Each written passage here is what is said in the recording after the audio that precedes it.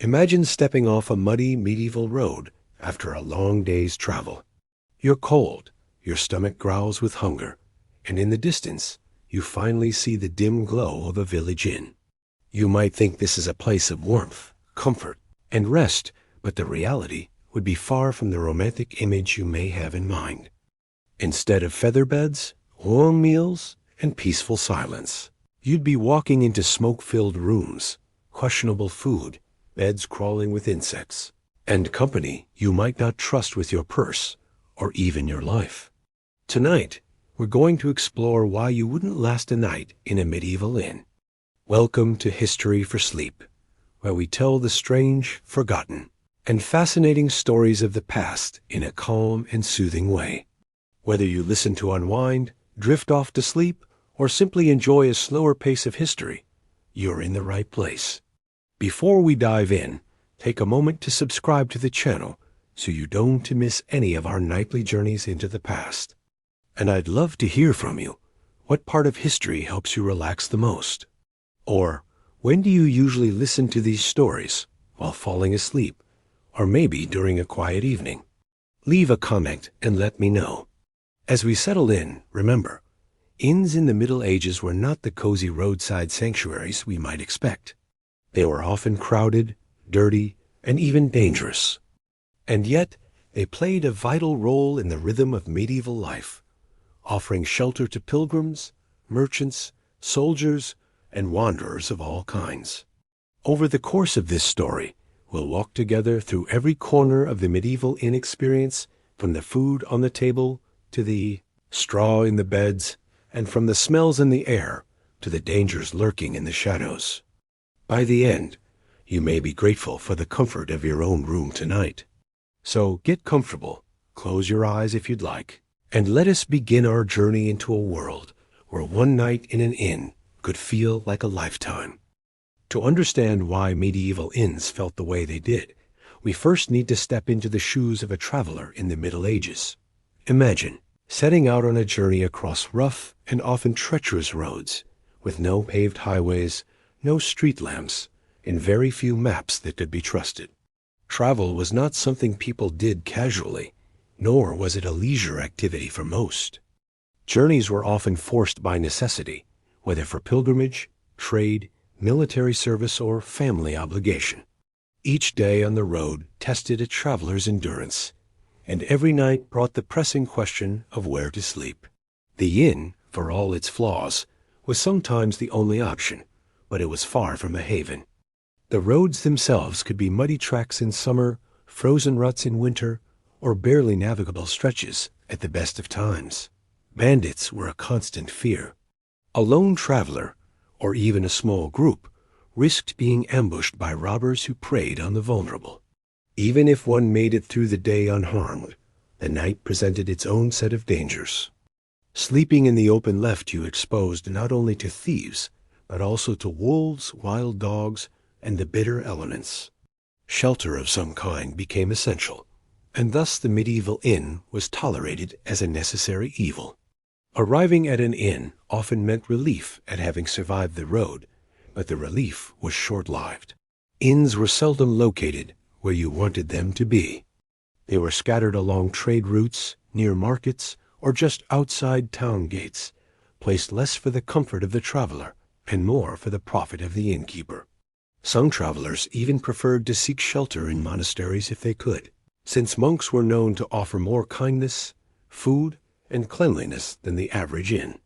But monasteries were not always open to strangers, and so the dusty inn with its smoking hearth and creaking sign became the only viable refuge.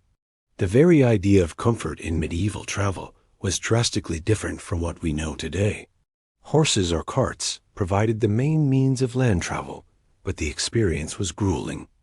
A saddle could cause aching muscles, and wooden wagons jolted painfully on rough roads.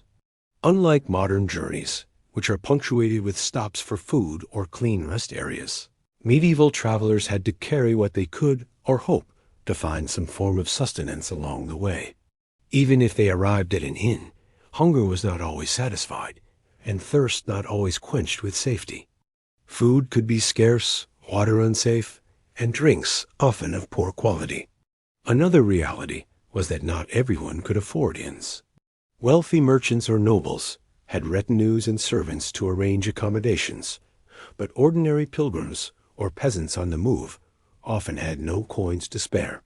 For them, inns became a last resort. They might instead sleep in barns, outbuildings, or under hedgerows. For those with just enough money to scrape together, inns offered a grim compromise. A roof over one's head, but at a cost that often outweighed the comforts provided. Sometimes travelers would even band together to share expenses, only to find themselves crammed into a single bed, shoulder to shoulder with near strangers. The journey itself was tiring in a way that's hard to imagine today. Distances that take us a few hours by car or train could mean days of walking or riding. Weather was a constant adversary, from drenching rains to freezing winds.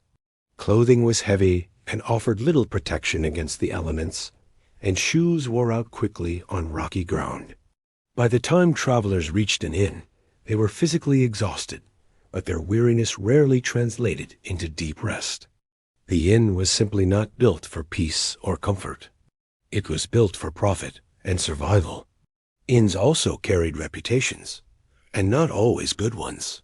Some were notorious for being dens of thieves themselves, where innkeepers worked hand in hand with robbers who targeted guests. Travelers told each other stories of places where a night's stay ended in empty purses or even violence. Yet in the absence of safer options, many had no choice but to roll the dice. Others recounted nights in inns where fights broke out in the common room, or where sickness swept through the sleeping quarters. A night indoors might protect you from wolves and the rain, but it exposed you to human dangers in a crowded and suspicious environment. Still, despite the discomfort, inns were essential for the flow of medieval society. Pilgrimages, such as those to Canterbury or Santiago de Compostela, would not have been possible without the network of inns and taverns along the way. Merchants transporting goods relied on them as staging points, and even soldiers on the march might rest in inns when not quartered elsewhere. They were a hub of necessity, where the weary and the wary crossed paths, each tolerating the conditions, because there was simply no alternative. If you were a medieval traveler, one night on the road could feel like a lifetime of challenges. The inn at day's end was not a reward, but a concession to survival. It was not the end of your hardships, but the continuation of them, reshaped within four walls. And as you crossed the threshold into the dim, smoky common room, you might begin to wonder if the hardships of the road had actually been easier to bear than the trials of the inn that awaited. The approach to a medieval inn carried with it a sense of anticipation. After hours of trudging along muddy paths, or enduring the constant jolt of a cart on rough ground, the faint creak of a wooden sign swinging in the wind seemed like a beacon. Travelers might catch the warm orange glow of firelight leaking through shuttered windows, the murmur of voices within, and the promise of shelter from the unforgiving night. But just as quickly as that hope stirred in a weary traveler's heart, it could be dashed upon stepping through the inn's doors. First impressions were deceptive. To a newcomer, the inn looked lively, even welcoming. The signboard, sometimes marked with symbols such as a crown, a lion, or a cross, offered a sense of identity to those who could not read. Inns relied on imagery to distinguish themselves, much like the heraldry on a knight's shield. From the outside, they appeared as sturdy timber or stone buildings, often with an adjoining stable or yard. The smell of wood smoke promised warmth, but mingled with it came the scent of manure, unwashed bodies, and stale ale. The sound of laughter or singing might hint at merriment, yet it often disguised brawling or rowdiness waiting just beneath the surface. Once inside, the traveler would find reality harsher than imagined. The common room was the beating heart of the inn, and it hit newcomers with an assault on the senses. Smoke from the fire filled the rafters, clinging to clothes and stinging the eyes. The floors, often little more than packed earth or warped wooden planks, were littered with straw meant to soak up spills, but now soaked instead with ale, grease, and sometimes blood from recent scuffles. Benches and trestle tables were crowded with locals and fellow travelers, each clamoring for food, drink, or simply space to rest tired limbs. Privacy evaporated the moment you stepped in, for you were one among many, jostling for place in a world that had little time for comfort. For those with coins to spend, the innkeeper's welcome varied. A wealthier guest, perhaps a merchant traveling with goods, or a minor noble with retainers, might be greeted more courteously, ushered to a slightly better seat near the fire, and offered the stronger ale. The poorer wanderer, or pilgrim, however, was often left to fend for themselves. They might be squeezed onto a bench in the draftiest corner, or ignored until they produced the few pennies required for a bowl of thin stew. Some innkeepers cultivated reputations for hospitality, but many viewed travelers as fleeting opportunities to extract as much profit as possible. One striking difference between the expectation of rest and the reality of arrival was the absence of order. Modern hotels pride themselves on bookings, clean rooms, and predictability. Medieval inns, however, functioned more like chaotic marketplaces. There were rarely enough beds to satisfy everyone, and travelers could not count on having a space to themselves. Bargaining was common. One might plead for a pallet on the floor, a corner near the hearth, or even permission to sleep in the stable if the common room was full. For some, the stable was preferable, offering the warmth of animals and a reprieve from the noise and stench of the human crowd inside. The innkeeper themselves played a pivotal role in shaping first impressions. Often, they were shrewd business people, accustomed to dealing with travelers of all types, pilgrims seeking grace, soldiers flush with plunder, merchants weighed down with coin, and thieves looking for marks. Their greeting could range from hearty to hostile, depending on their mood or your appearance. Women frequently ran inns, especially widows who inherited the business, and they managed both the household and its unruly clientele. Some innkeepers were fair and honest, others notorious for watering down ale, overcharging, or even colluding with criminals to rob guests once night fell. The clientele also shaped the atmosphere. A traveler stepping into a crowded inn might find themselves brushing shoulders with peddlers, mercenaries, and wandering minstrels. Each came with their own stories, their own smells, and their own potential dangers. A weary pilgrim might pray quietly in a corner, while two men argued loudly over a game of dice. In such a place, the line between companionship and conflict was razor thin. A single insult or a single accusation of cheating could escalate into a brawl, and newcomers quickly learned to keep their heads down. To compound the discomfort, cleanliness was not a priority.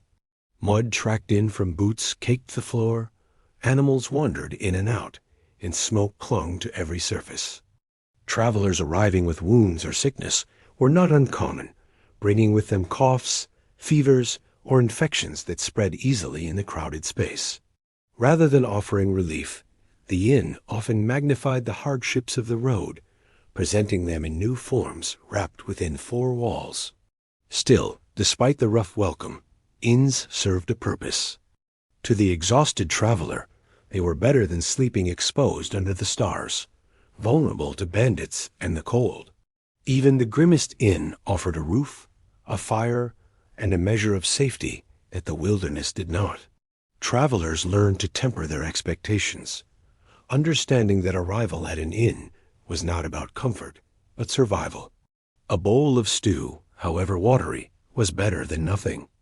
A shared bed, though crawling with vermin, was warmer than the open ground. And a loud, smoky common room was preferable to the silence of the woods, broken only by the howl of wolves. So the first impression of the medieval inn was a lesson in contrast. The hope of comfort quickly gave way to the reality of hardship. It was not a sanctuary, but a crossroads of necessity where weary souls collided, some honest, some dangerous, all desperate in their own way. To step into such a place was to step into the heart of medieval society itself, stripped of romance and revealed in all its rawness. And once you had entered, there was no turning back to the road until the morning light beckoned you onward. If the inn was the body of medieval travel, the common room was its beating heart. Every traveler who crossed the threshold of an inn, no matter their wealth, station, or purpose, eventually found themselves in this central space. To picture it clearly, imagine a large, low-ceilinged room, beams blackened by years of smoke, walls darkened by soot, and a great fire roaring in the hearth. At first glance, this fire promised warmth and comfort, yet its gifts came at a price. Smoke filled the rafters, stinging the eyes and clinging to hair and clothing, creating a heavy atmosphere that made breathing itself an effort. The fire was not simply for cheer, but for survival. It cooked meals, warmed bodies, and served as the gathering point for a motley assortment of humanity. But with it came chaos, noise, and discomfort on a scale that few modern travelers could endure. And noise was perhaps the most overwhelming feature. Conversations rose and fell in every corner, voices colliding until they merged into a dull roar. A group of merchants argued over prices, while in the shadows, dice clattered on wooden tables as gamblers shouted accusations and boasts. A wandering minstrel plucked at a lute, singing a half-forgotten ballad in an effort to earn a coin or a scrap of food, his voice competing with the bark of orders from the innkeeper. Dogs barked, children cried, drunks laughed, and sometimes a scuffle broke out, filling the room with the scrape of benches and the thud of fists. For the weary traveler who had dreamed of peace after a long day's journey, the common room was anything but restful. Heat, too, was deceptive. The fire itself roasted those who sat closest, while those pressed into the far corners of the room shivered in the draughts seeping through warped shutters or ill-fitted doors. The unevenness of warmth created another source of quarrel, for every traveler wanted to sit closer to the hearth, where the smoke might be strongest, but the fire's glow also offered the only real comfort. Latecomers often found themselves at the edges of the room, huddled together against the chill, longing for a place near the flames, but unwilling to challenge the drunken men who had claimed the best spots hours earlier. The air was thick not only with smoke, but with smells an overwhelming blend of sweat, damp clothing, unwashed bodies, spilled ale, and the faint acrid tang of chamber pots that had not been emptied quickly enough. Add to this the aroma of whatever stew simmered in the pot above the fire, usually a mixture of beans, onions, and meat scraps, and the scent became a force in itself. It clung to the walls, the benches, and the traveler's garments, so that even after leaving the inn, the smell of the common room followed you on the road. Lighting was dim at best. Candles, made from tallow, smoked and sputtered, filling the air with their greasy scent while casting uneven light. Shadows danced on the walls, making it difficult to see clearly, and giving the room a flickering, uneasy quality. For some, this added to the sense of danger, as one never knew who lurked in the darker corners, watching for a chance to steal a purse or slip a hand into a satchel.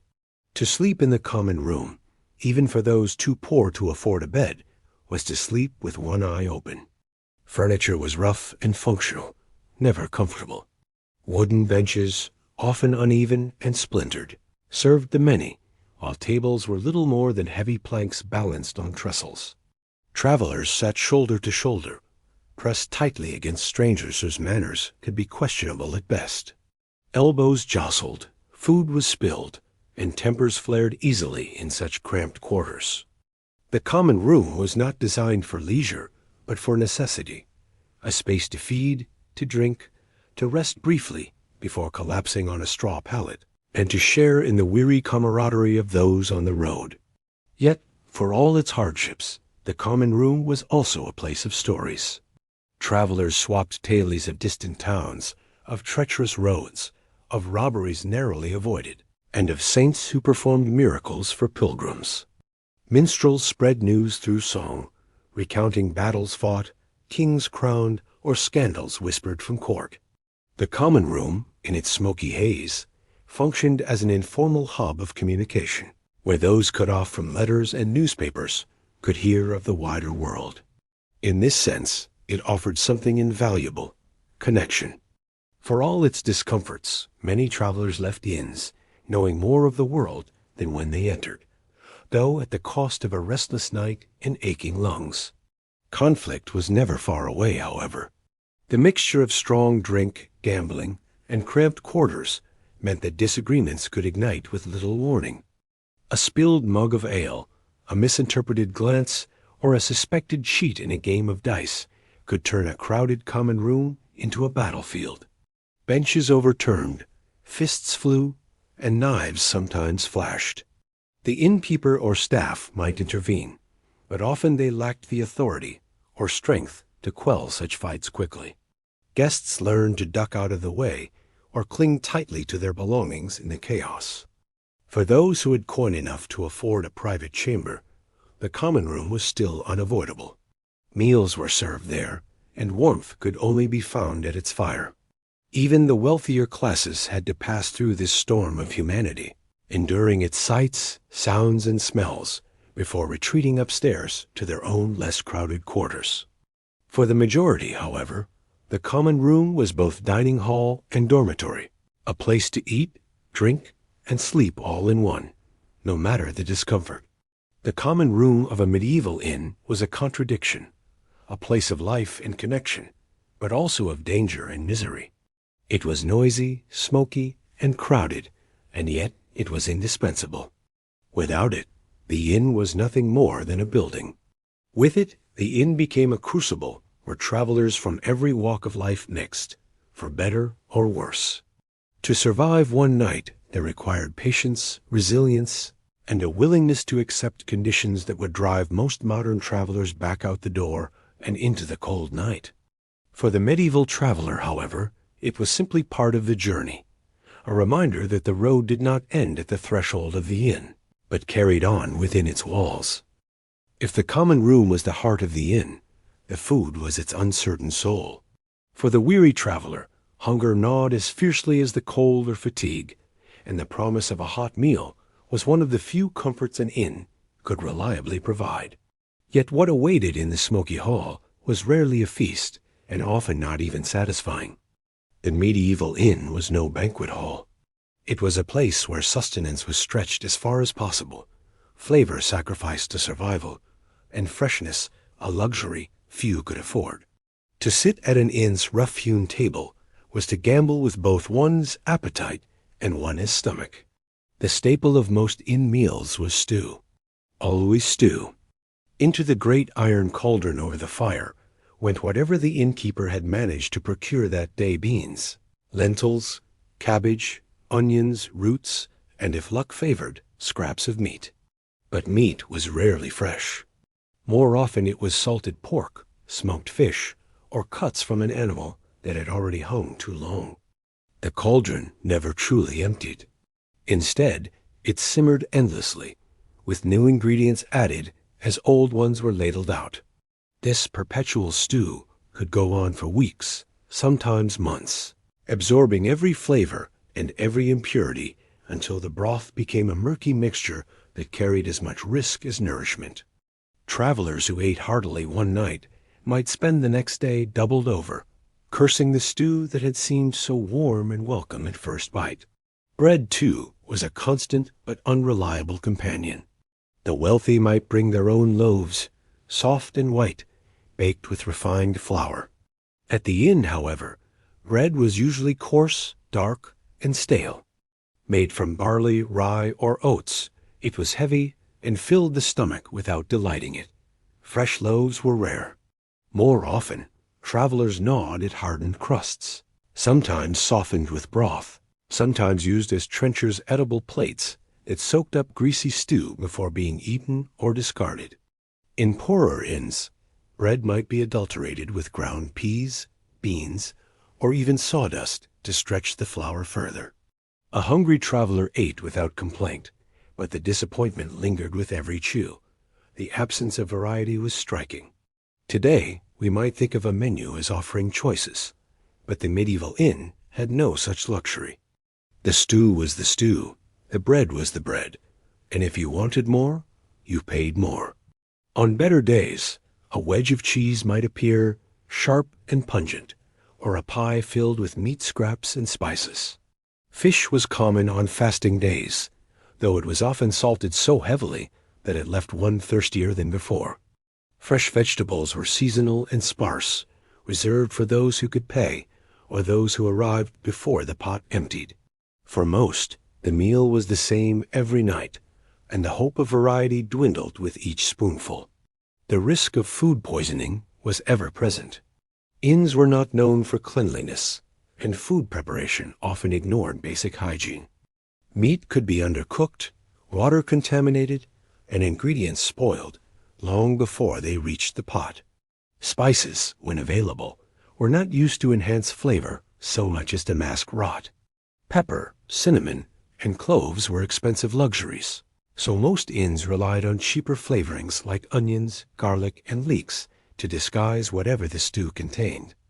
If a traveler detected a sour note or a strange texture, they often swallowed quickly and said nothing, knowing hunger would return before another chance to eat arose.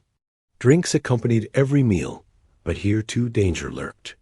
Water was rarely trusted, especially in towns where waste and sewage flowed freely through streets. Instead, travelers drank ale or weak beer, brewed quickly and in great quantity. This small ale was low in alcohol and meant to quench thirst safely, but it was often flat, thin, and inconsistent in quality. Stronger ale, more costly, could be found, but it risked leaving a traveler unsteady, vulnerable to theft or worse. Wine appeared in some inns, especially along trade routes, but it was often sour, stretched with water, or spiced to hide its flaws. Whatever the drink, one learned quickly to sip cautiously, never trusting entirely what was placed before them. Meals were communal, adding another layer of unease. There were no individual servings. Instead, food was ladled into shared bowls, bread passed down benches, and knives used communally if a traveler had not brought their own. Eating was noisy, hurried, and messy. Elbows jostled, hands reached across tables, and cleanliness was abandoned in favor of survival. For someone used to refinement or even simply solitude, such dining was overwhelming. To eat in a medieval inn was to accept the loss of privacy, to swallow down both food and indignity in equal measure. And yet, despite all these flaws, the meal held importance. It was a moment when strangers became companions, when stories were swapped over stew, and when the weary could remind themselves they had endured another day on the road.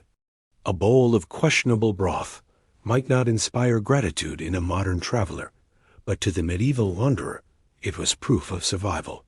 It filled the belly, however uncomfortably, and gave the strength needed to face the next stage of the journey. In truth, what made the inn's food tolerable was not its quality, but its necessity.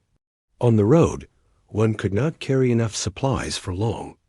Bread spoiled, meat rotted, and cooking fires drew unwanted attention from thieves or wild animals. The inn's cauldron, no matter how suspect, offered sustenance that could not be found in the wilderness. Travelers ate not because they trusted the food, but because they had no other choice. Thus, the food of the medieval inn was not a feast to savor, but a reminder of the hardships of travel. The stew was endless, but never truly fresh. The bread filling, but never soft.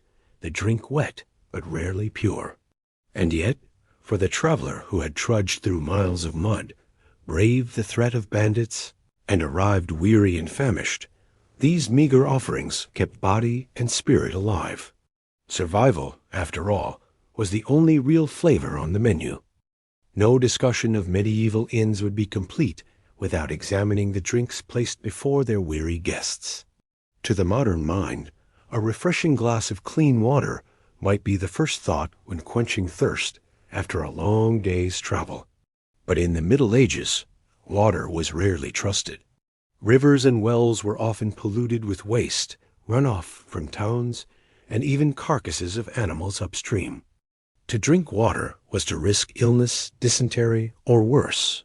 As a result, ale and beer became the default beverages in inns, consumed by rich and poor alike, not for pleasure alone, but for survival.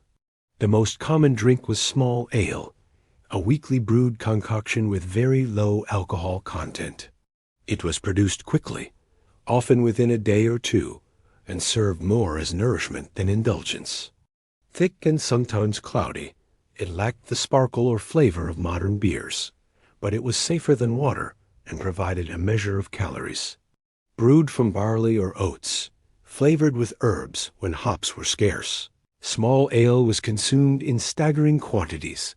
Children drank it, pilgrims carried it, and inns poured it by the jug. Yet quality varied wildly. In a reputable inn, the ale might be palatable if bland. In a less honest establishment, the drink could be sour, flat, or stretched with more water than malt, undermining its very purpose of safety. Stronger ales did exist, particularly in regions with more developed brewing traditions.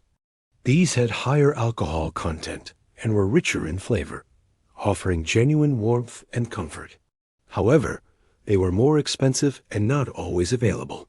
For travelers, indulging in strong ale carried risks beyond the purse.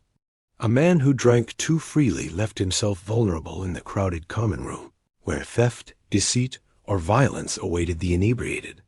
Many seasoned travelers learned quickly to sip sparingly, never allowing themselves to lose awareness in a place where danger lurked with every shadow.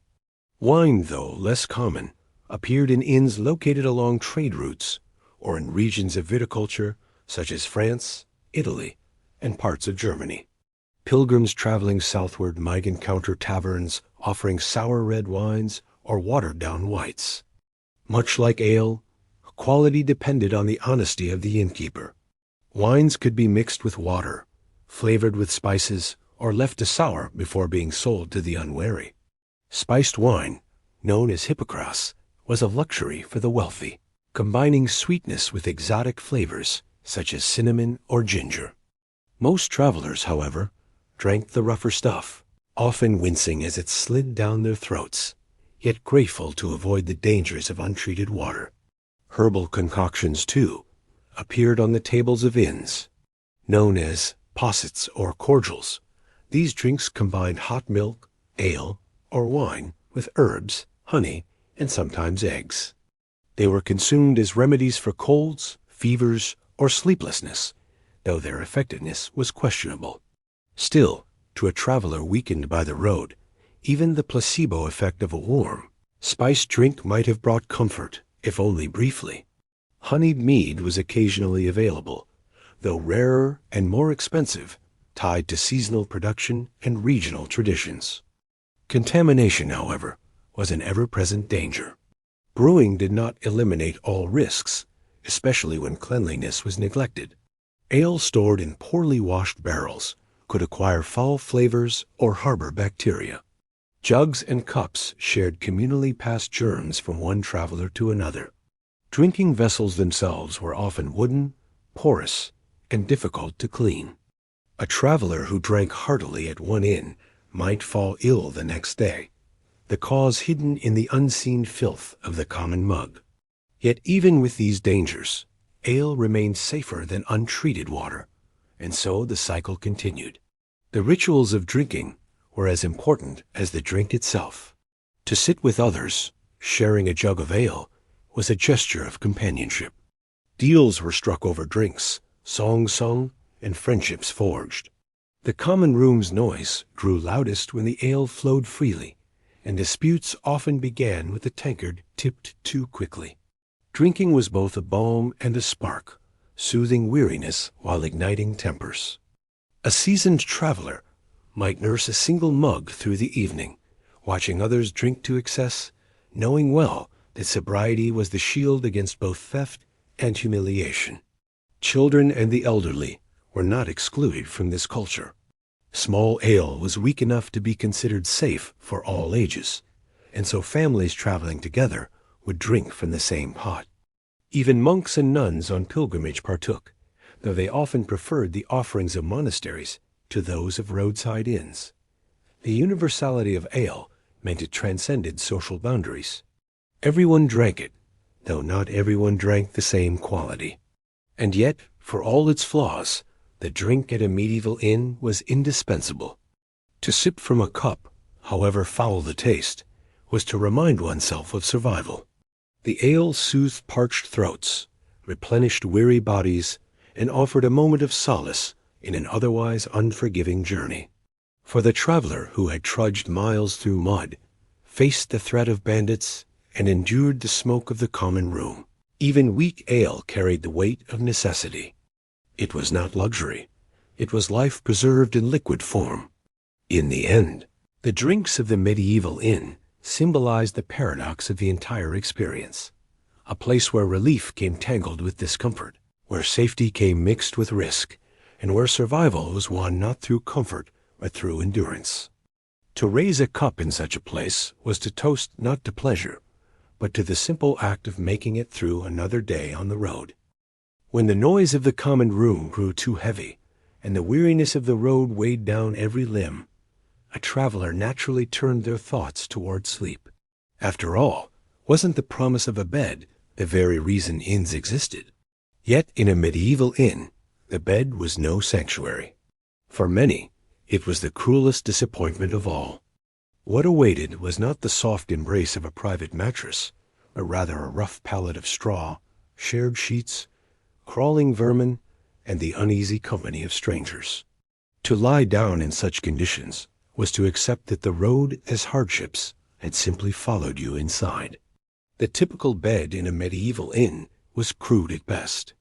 Wealthier establishments might provide wooden bed frames strung with ropes or wooden slats upon which a mattress of straw or chaff was laid, but these were the exception.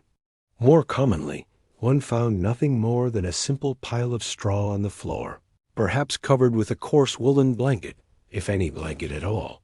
The straw itself was rarely changed. It grew damp with sweat, flattened under the weight of countless bodies, and became a breeding ground for lice and fleas. Some inns attempted to refresh the bedding with herbs such as lavender or rosemary, which gave a fleeting illusion of cleanliness, but such efforts did little to deter the insects. Privacy was virtually non-existent. Beds were expensive to maintain, and space within an inn was limited, so sharing was the norm. A single bed might host 2, 3, or even 4 travelers, pressed together for warmth and necessity. To pay for a private bed was a luxury most could not afford. Strangers of every sort, merchants, pilgrims, soldiers, beggars, found themselves shoulder to shoulder, their belongings tucked tightly beneath them in the hope of warding off theft during the night. It was not unusual to wake with a stranger's arm draped over you, or worse, to find that your bedmate had vanished before dawn, taking your purse along with them. The sheets, when provided, told their own grim tale. Linen was costly, and inns reused bedding relentlessly. Few laundresses worked daily, and washing was laborious. Stains from sweat, spilled drink, or worse, lingered long after the fabric dried. Guests often brought their own blankets or cloaks to lay between themselves and the bedding, a barrier against both dirt and infestation. Those who could not do so simply endured, knowing that no amount of shifting or shaking would rid the bed of its unwelcome inhabitants. The vermin were perhaps the greatest torment. Fleas leapt from straw, lice burrowed into seams, and bedbugs crept from cracks in wooden frames. They feasted indiscriminately, leaving bites that itched fiercely by morning. Rats, too, prowled freely, seeking crumbs or gnawing on leather straps and shoes left by the bedside. The scratching and scuttling in the dark robbed travelers of rest, as much a nuisance as the snores or coughs of their fellow sleepers. To spend a night in such conditions was to awaken not refreshed, but more exhausted, your body aching from the hard bedding, and your skin crawling with bites. Noise followed travelers, even into supposed slumber. The thin walls and crowded quarters carried every sound, the snores of bedmates, the creak of shifting wood, the cough of a sick man, the groan of an old floorboard beneath late-night footsteps. Drunken voices drifted upward from the common room, sometimes joined by the crash of overturned furniture during a brawl. Outside, animals brayed in the stables, dogs barked, and travelers rose at odd hours to relieve themselves, their clumsy steps breaking what little peace the night offered. Sleep came not as a blessing, but as a fitful doze, broken repeatedly by discomfort and sound. For the unlucky, the bed was not merely uncomfortable, but dangerous. Illness spread rapidly in crowded inns, where men and women lay cheek by jowl, breathing the same smoky air and sharing the same bedding. Coughs, fevers, and sores passed from one traveler to the next, and more than one pilgrim awoke to find themselves struck with sickness that would haunt the rest of their journey. In times of plague, inns gained reputations as death traps, places where a single night could seal one's fate. Yet still, travelers came, for where else was there to go? Even the wealthy were not spared entirely.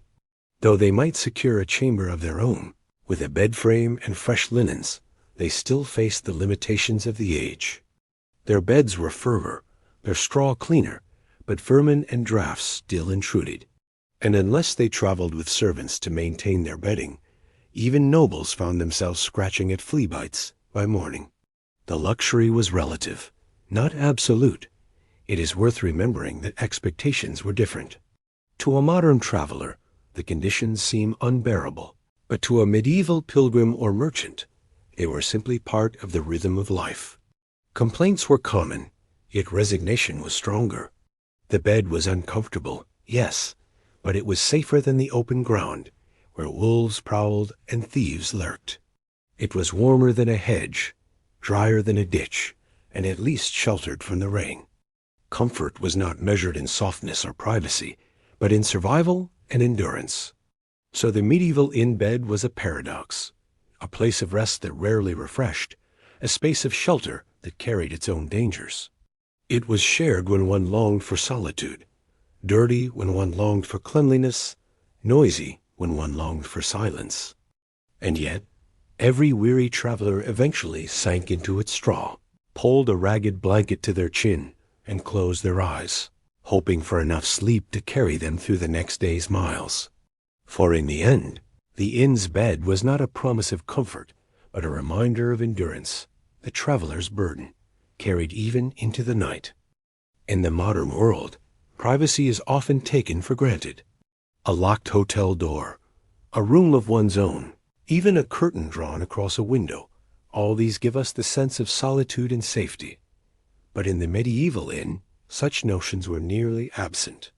Privacy was a luxury reserved for the very few, and most travelers had to resign themselves to the constant gaze, noise, and intrusion of others. To spend a night in a medieval inn was to surrender not only comfort, but also the right to be alone. The very structure of inns worked against privacy. Most had a large common room for eating and drinking, with sleeping quarters either above or adjoining. Partitions, when present, were thin wooden walls or even simple curtains that muffled neither sound nor sight. In many places, beds lined the walls of a single room, with travelers placed together in rows like soldiers in a barracks. The idea of a private chamber was almost unheard of for ordinary people. Instead, you slept shoulder to shoulder with strangers, your belongings pressed tightly against your body in hopes of protecting them through the night. The sharing of beds intensified this lack of solitude. Travelers, regardless of familiarity, were often thrust together out of necessity. A pilgrim might find himself pressed between a grumbling merchant and a coughing soldier, all three competing for space on a narrow mattress of straw. Women, too, often had to share with other female travelers, though not always. In less scrupulous inns, mixed company was common, and many women avoided inns altogether for fear of harassment. Even if one managed to secure a bed alone, there was no guarantee that the innkeeper would not add another lodger later in the night when space ran short. Noise was another thief of privacy. Every cough, every snore, every whispered conversation carried easily through the building. The thin wooden floors did little to muffle the stomping of boots below or the creak of footsteps above. Arguments from the common room echoed into the sleeping chambers, sometimes punctuated by crashes of overturned tables or bursts of drunken laughter. Even intimate moments between couples were rarely hidden, their sounds seeping through walls or curtains to the discomfort or amusement of others. A traveler seeking peace had little choice but to bury their head under a blanket and endure. The act of washing was also public. Few inns offered private facilities. A basin of water might be placed in the corner of the room, used by all in turn, the liquid growing cloudy and foul as each traveler rinsed their face or hands. Bathing was rare, and when it occurred, it was seldom private. Some larger inns offered bathhouses, where men and women often bathed together, separated only nominally by partitions. Modesty was a fragile thing in such spaces, and those who valued their dignity frequently chose to forego washing altogether until they reached a monastery or a more reputable household. Even the use of the latrine was a communal affair. Chamber pots were shared, emptied infrequently, and rarely concealed. The stench drifted easily through sleeping quarters, robbing the night of any sense of dignity. To relieve oneself in an inn was not a matter of privacy but of pragmatism, and travelers grew accustomed to the awkwardness of performing such acts within earshot of others. Shame had little room in a world where survival and necessity overshadowed comfort. Possessions, too, were never safe from prying eyes. A traveler might sleep with their purse tucked beneath their clothes, their boots tied to their wrists, or their satchel used as a pillow. Theft was so common that many assumed it would happen eventually, treating it less as a crime than as an inevitability. Locks were rare, and rooms with doors that could be secured were reserved for nobles or wealthy merchants. For everyone else, trust was replaced by vigilance. To close one's eyes was to risk waking to find one's belongings gone. A thief long vanished into the night. For women, the lack of privacy could be particularly perilous. Inns had reputations as places of danger, where harassment was common and protection unreliable. Some women traveled with escorts or husbands for safety. Others sought refuge in monasteries or convents rather than risk the public exposure of an inn. Female innkeepers, however, sometimes made an effort to protect their female guests, offering shared rooms away from the main crowds. Still, these gestures were rare, and most women endured the same lack of privacy as men, often with greater anxiety. Yet despite these hardships, people accepted the conditions. Privacy, as we think of it, was not an expectation in daily medieval life. Families often shared one room in their homes. Servants slept in their masters' chambers, and even royalty rarely enjoyed true solitude. The inn simply reflected the broader reality of a society where communal living was the norm. What we might see as unbearable exposure, they accepted as routine. Still, for the weary traveler longing for a quiet night's rest, the absence of privacy was among the hardest burdens. Sleep was restless, conversation unavoidable, and dignity constantly challenged. Every movement was observed, every sound overheard, and every action shared with strangers. To spend a night in a medieval inn was to surrender not just your body to the straw and vermin, but also your privacy to the crowd. And in the morning, when you awoke under the gaze of unfamiliar eyes, you would rise with the weary knowledge that solitude was a luxury the road simply could not afford. If the lack of privacy made medieval inns difficult, the state of sanitation turned them into places of true hardship. To modern sensibilities, the idea of cleanliness is inseparable from rest. We expect fresh linens, clean water, and at least a semblance of hygiene wherever we stop to spend the night. In a medieval inn, however, sanitation was a luxury scarcely considered. Dirt, waste, and foul odors were woven into the very fabric of the experience, making every stay a test of endurance. The most pressing issue was the management or mismanagement of human waste. Few inns possessed dedicated latrines, and those that did were little more than holes in the ground, covered by wooden planks, placed behind the main building or in an adjacent yard. These pits were rarely emptied, and when they filled, they overflowed, creating a stench that lingered in the air and seeped into every corner of the inn. Flies swarmed in the summer, while in the winter, frozen waste formed heaps that thawed into foul puddles come spring.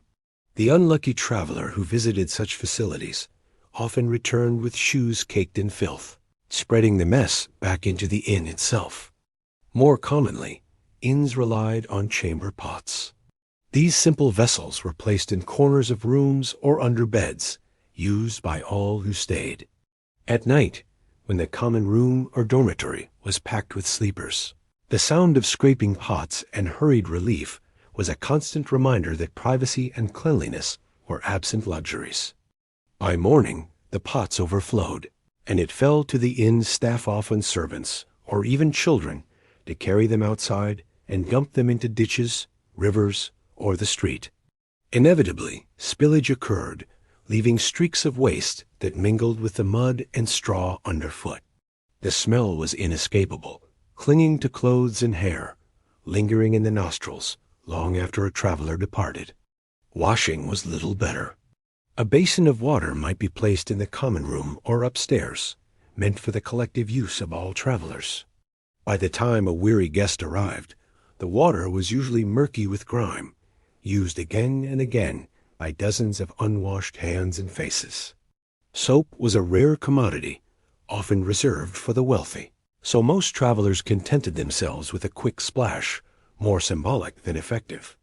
In larger inns, bathhouses sometimes existed, but they were shared spaces, often mixed gender, and the water was recycled with little concern for cleanliness.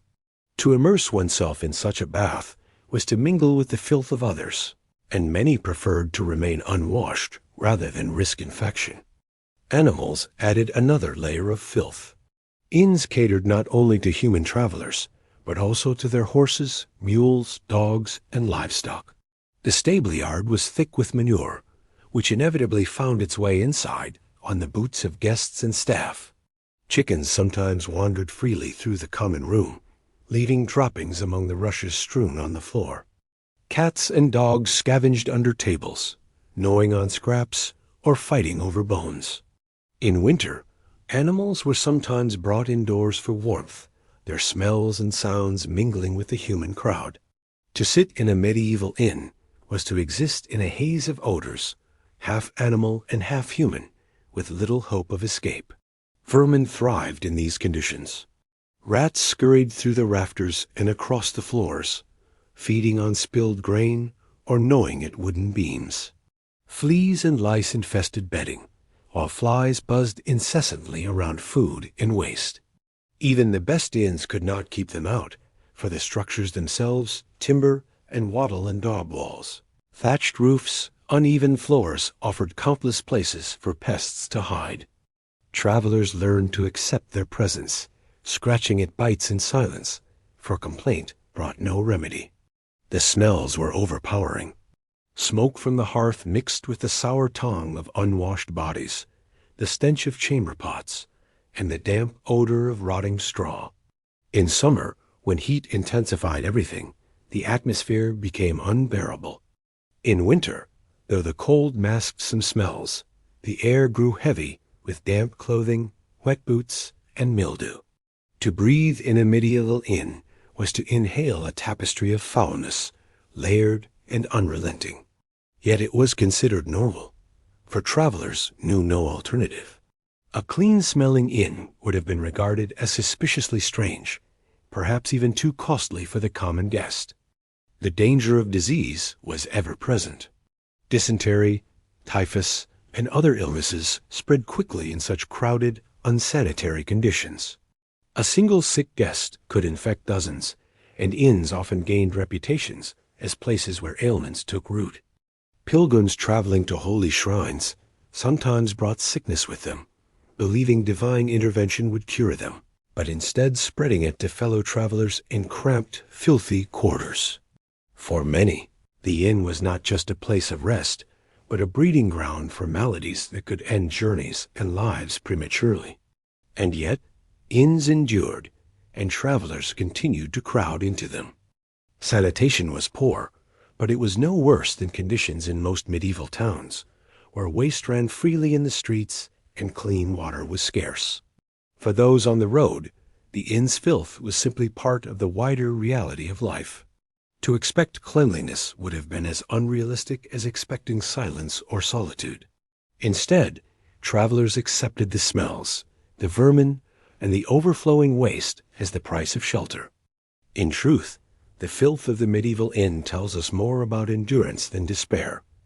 People adapted. They slept despite the smell, ate despite the flies, and drank despite the dirt. They learned to carry herbs in their satchels, to mask foul odors, to wrap their cloaks tightly to ward off fleas, and to keep their eyes averted from the chamber pots in the corner. Survival required tolerance, and tolerance became habit.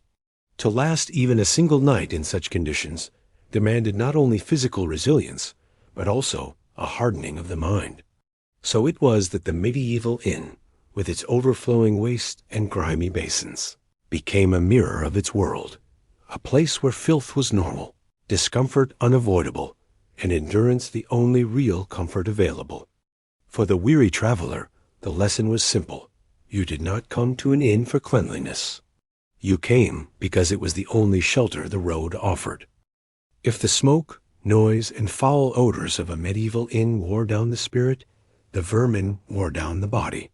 For no matter how weary a traveler was, no matter how heavily they pulled their cloak around themselves at night, they could not escape the crawling, scuttling, biting companions that came free with every bed of straw. Rats, fleas, lice, and bedbugs were as much a part of the medieval inn as the fire in the common room, and they ensured that rest was never truly restful. Rats were everywhere. They thrived in the refuse and filth of inns, feeding on scraps of food dropped in the common room, gnawing at bread crusts left in satchels, and scurrying through stables to feast on grain meant for horses. At night, travelers often heard them scratching in the rafters or rustling through rushes strewn on the floor. Some grew bold enough to dart across sleeping bodies, their claws brushing against skin as they searched for crumbs or chewed at leather boots. In towns, rats carried more than just nuisance. They carried disease. Their fleas transmitted plague, and though no one in the Middle Ages understood the connection, many recognized that where rats thrived, sickness often followed. To spend the night in an inn alive with rats was to accept the risk that morning might bring more than just fatigue. Fleas were an ever-present torment. They leapt from straw bedding onto clothing, burrowed into seams, and feasted freely on exposed skin. A traveler might wake covered in itchy red bites, scratching through the day's journey as the pests clung stubbornly to their garments. Because beds were rarely refreshed, fleas multiplied quickly, turning every mattress into a breeding ground. Pilgrims, soldiers, and merchants carried them from one inn to another, spreading the infestation across regions. Attempts to drive them off with herbs like lavender or mint offered only fleeting relief, their fragrant oils overwhelmed by the resilience of the insects. Fleas cared nothing for wealth or status.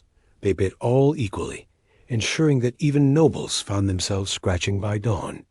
Bedbugs, though smaller, were no less relentless. They lurked in the cracks of wooden frames and the seams of mattresses, waiting for the stillness of night. When travelers at last surrendered to exhaustion, bedbugs crept out silently, piercing skin with needle-like mouths to draw blood. Unlike fleas, they did not leap or scatter when disturbed.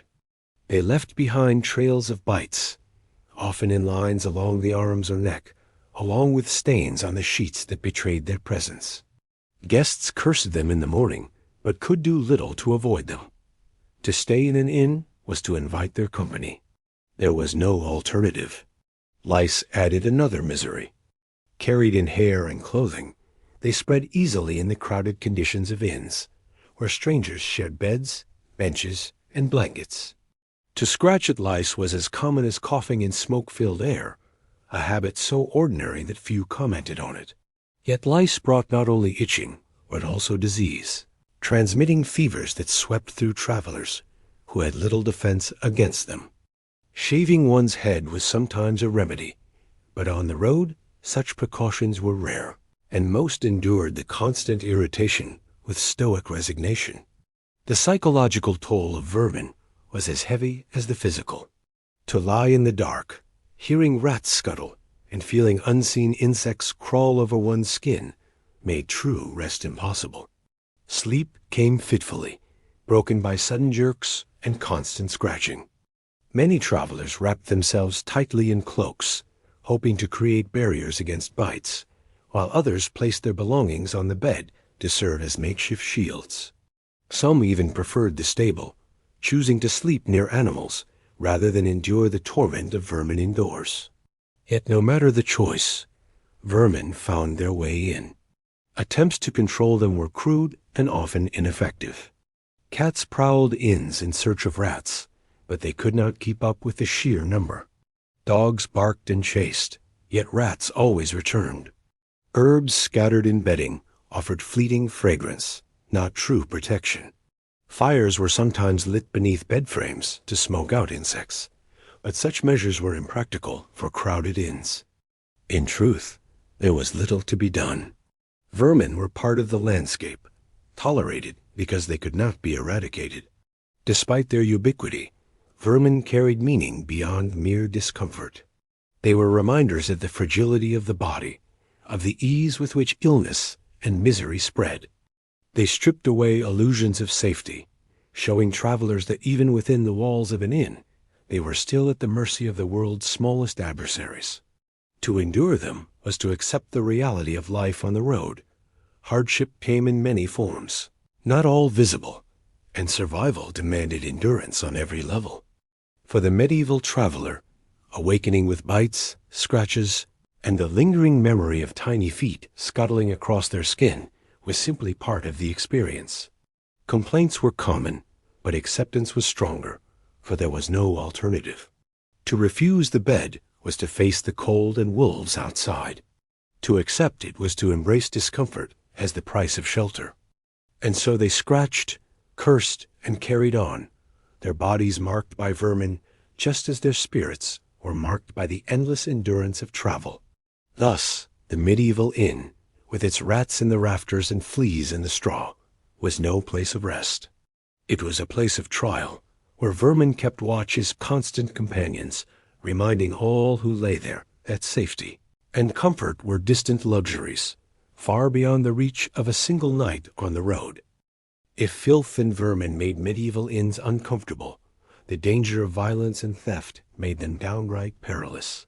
Inns gathered travelers of every sort: honest merchants, weary pilgrims, hardened soldiers, sly thieves, and desperate beggars, all crammed together under one roof.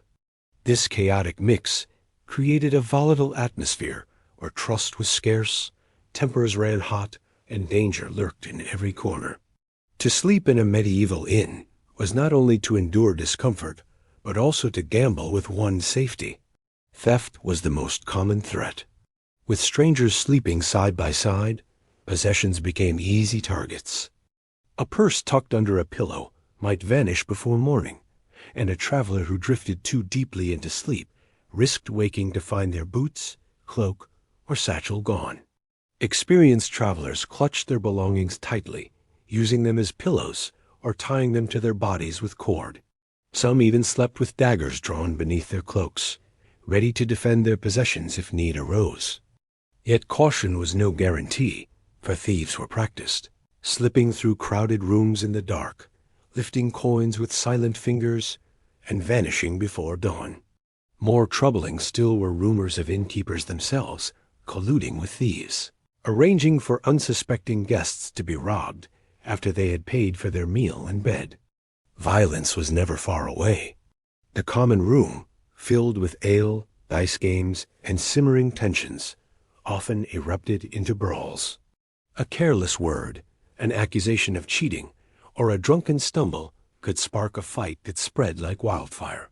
Benches toppled, mugs shattered, and fists flew. Knives appeared quickly, for most men carried blades as tools of necessity, and in the heat of anger, these tools became weapons. A quarrel that began over spilled ale could end in blood on the floor. Travelers learned to keep their heads down, avoiding eye contact and speaking little, for to attract notice was to invite risk. Security within the inn was unreliable. There were no locks on common rooms, and private chambers, when available, were often secured by flimsy latches easily forced open. The staff were not guards, and most were unwilling or unable to intervene in violent disputes. Some innkeepers even encouraged rowdiness, as it meant more ale sold and more coins earned. For those who sought peace, the inn was often as dangerous as the road itself. Better to remain awake and vigilant than to surrender completely to sleep and risk waking to a knife at the throat. Murder, though less common than theft, was not unheard of. Dark tales circulated of inns where travelers disappeared, their belongings later found among the possessions of the innkeeper. Some establishments earned such grim reputations that they were avoided entirely, their names spoken in whispers along the road.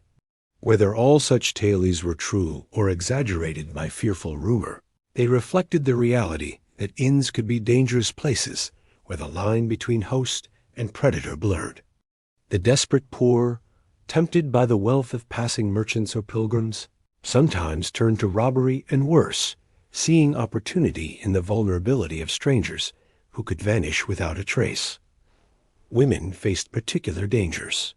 The lack of privacy made harassment and assault constant threats, especially in rougher inns where drunken men prowled freely. For this reason, many women preferred to travel with family or companions, relying on numbers for safety. Some sought shelter in convents or monasteries instead of risking the dangers of an inn. Those who did brave the common lodging of inns often endured sleepless nights, their fear as oppressive as the fleas in the straw. Even animals added to the insecurity. Horses were valuable property, and thieves targeted stables as readily as sleeping chambers. A stolen horse could ruin a merchant or leave a pilgrim stranded far from home. For this reason, travelers often hired boys to keep watch over their mounts, or slept in the stable themselves, preferring the company of animals to the treachery of their fellow humans indoors. Despite these dangers, travelers returned to inns again and again. The alternative, sleeping in the open, was often more dangerous still. Bandits roamed the roads, wolves hunted in forests, and cold or rain could kill as swiftly as a knife. Within an inn's walls, at least there was a fire, a roof, and other people whose presence could deter the worst excesses of violence. And though brawls broke out, though theft was common, survival was often more likely inside than out. The medieval traveler understood that risk was part of the road, and the inn was simply another place where that risk had to be endured. The experience of insecurity at an inn taught hard lessons. Never drink too deeply. Never gamble with strangers. Sleep lightly with your belongings tied to your body. Trust no one fully, not even the innkeeper. These rules, passed along by seasoned travelers, became as vital as knowing which roads were safest or which bridges could be trusted. Those who ignored them often paid dearly. Thus, the medieval inn was not only a place of shelter, but also a place of peril. Within its smoky walls, danger was as constant as discomfort. To last a night, there demanded not only physical endurance, but also constant vigilance, a readiness to defend oneself against both vermin and men. Survival depended as much on cunning and caution as it did on endurance. And when dawn finally broke, and the doors of the inn opened once more onto the uncertain road, a traveler could count themselves lucky, not only for having rested, but for having lived to continue their journey. One of the most striking features of a medieval inn was the sheer variety of people forced together beneath its roof. On the road, social boundaries blurred, and the inn became a melting pot where rich and poor, devout and criminal, noble and beggar all found themselves side by side.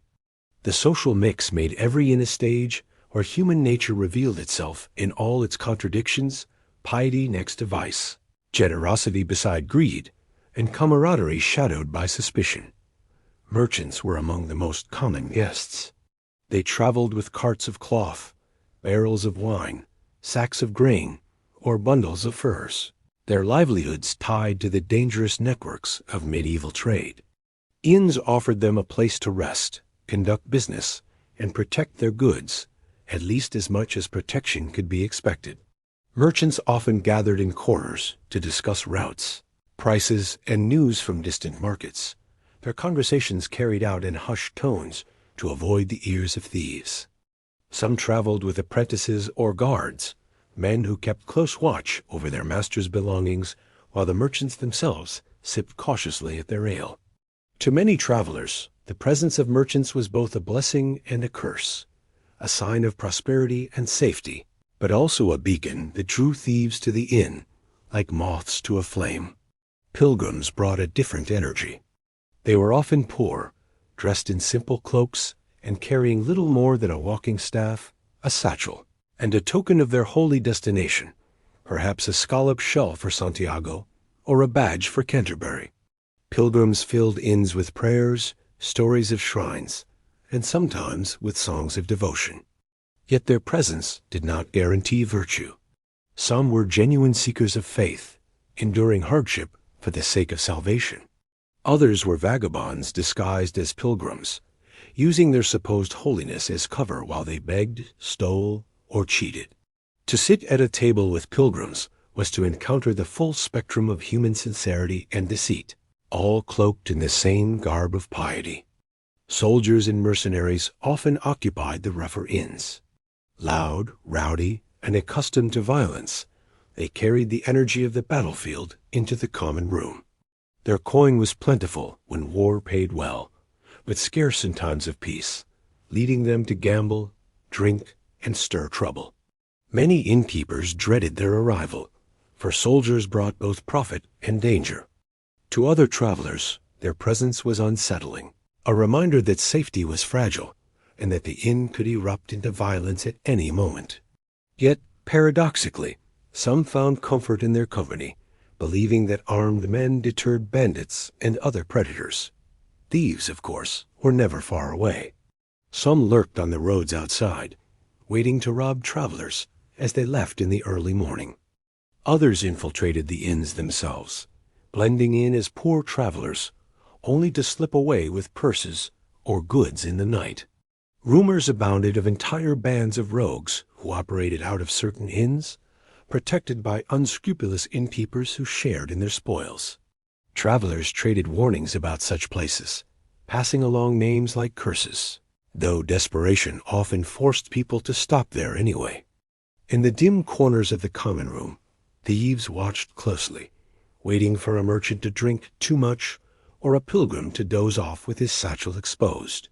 Entertainers and wanderers added another layer to the mix. Minstrels plucked lutes, jugglers performed tricks, and storytellers recited tales for coins or food. Some were welcomed, their songs and laughter breaking the gloom of the smoky room. Others were seen as nuisances, distracting from serious talk or taking up valuable space. Yet they, too, carried news of the world beyond, spreading gossip of kings, wars, and miracles. Their presence reminded travelers that inns were more than shelters. They were crossroads of information, places where the road stories converged. Peasants and laborers, less frequent travelers, sometimes filled inns during fairs or market days. Their manners were coarse, their clothing ragged, and their needs simple. They were often looked down upon by wealthier guests, though in the crowded conditions of an inn, such distinctions carried little meaning. Hunger and exhaustion made equals of all who huddled around the hearth, no matter their birth. The mingling of classes created both opportunity and tension. Deals were struck between merchants, soldiers were hired by nobles, and pilgrims found companionship on the road. At the same time, insults were traded, suspicions grew, and conflicts erupted. The inn was a place where boundaries dissolved, where a noble might share a bench with a beggar, and where both risked fleas, theft, and violence equally. It was an uncomfortable equality, forged not by choice, but by necessity. Religious figures also found their way into inns. Priests on journeys, monks traveling between abbeys, or even bishops on official business might take rooms, though they often preferred monasteries when available. Their presence brought an air of authority, but it also stirred unease, for many saw inns as places of sin, filled with gambling, drinking, and illicit encounters. Clerics who stayed risked criticism, their piety tainted by association with the inn's notorious reputation. The social mix of the medieval inn reflected the world itself, chaotic, diverse, and unpredictable. It was a crucible where lives intersected, where saints and sinners shared the same table, and where survival depended not on status, but on endurance. To step into such a place was to enter a microcosm of society, stripped of its walls and pretenses, laid bare in the smoky light of a common fire. And in that rough equality, travelers found both companionship and danger, relief and risk, a reminder that on the road, all were bound by the same hardships. Thus, the medieval inn was more than a building. It was a crossroads of humanity, where merchants, pilgrims, and thieves all collided. For the weary traveler, it was both a refuge and a trial, where every face at the table carried the potential for friendship or betrayal. If the food was questionable and the beds uncomfortable, one thing was certain. The medieval inn was never short of noise. Entertainment filled the smoky common rooms each night, sometimes joyous, sometimes raucous, and often dangerous. For weary travelers, it was both a relief from the hardships of the road, and yet another ordeal to endure before rest. In the cramped, crowded atmosphere of the inn, merriment easily blurred into menace, and diversions carried as much risk as pleasure. The simplest and most common form of entertainment was dice. Small cubes carved from bone, wood, or ivory clattered across tables as men wagered coins, trinkets, or even pieces of clothing. Gambling was frowned upon by the church, but flourished in inns nonetheless. It offered a quick thrill to those who had coin to spare, and an even quicker ruin to those who did not. A lucky roll could buy another round of ale. A poor one could strip a man of his purse before the night was through. Cheating was rampant, with loaded dice and sleight-of-hand tricks provoking bitter accusations. More than one night ended in blood after a gambler, accused of dishonesty, drew his dagger in defense of his honor. For those who wished only for peace, the clatter of dice and the shouts of gamblers were an unwelcome reminder that danger was never far away. Music and song added another layer to the din. Minstrels traveled from inn to inn, carrying news and tales in the form of ballads. They plucked lutes, strummed harps, or beat small drums, their voices rising above the murmur of conversation.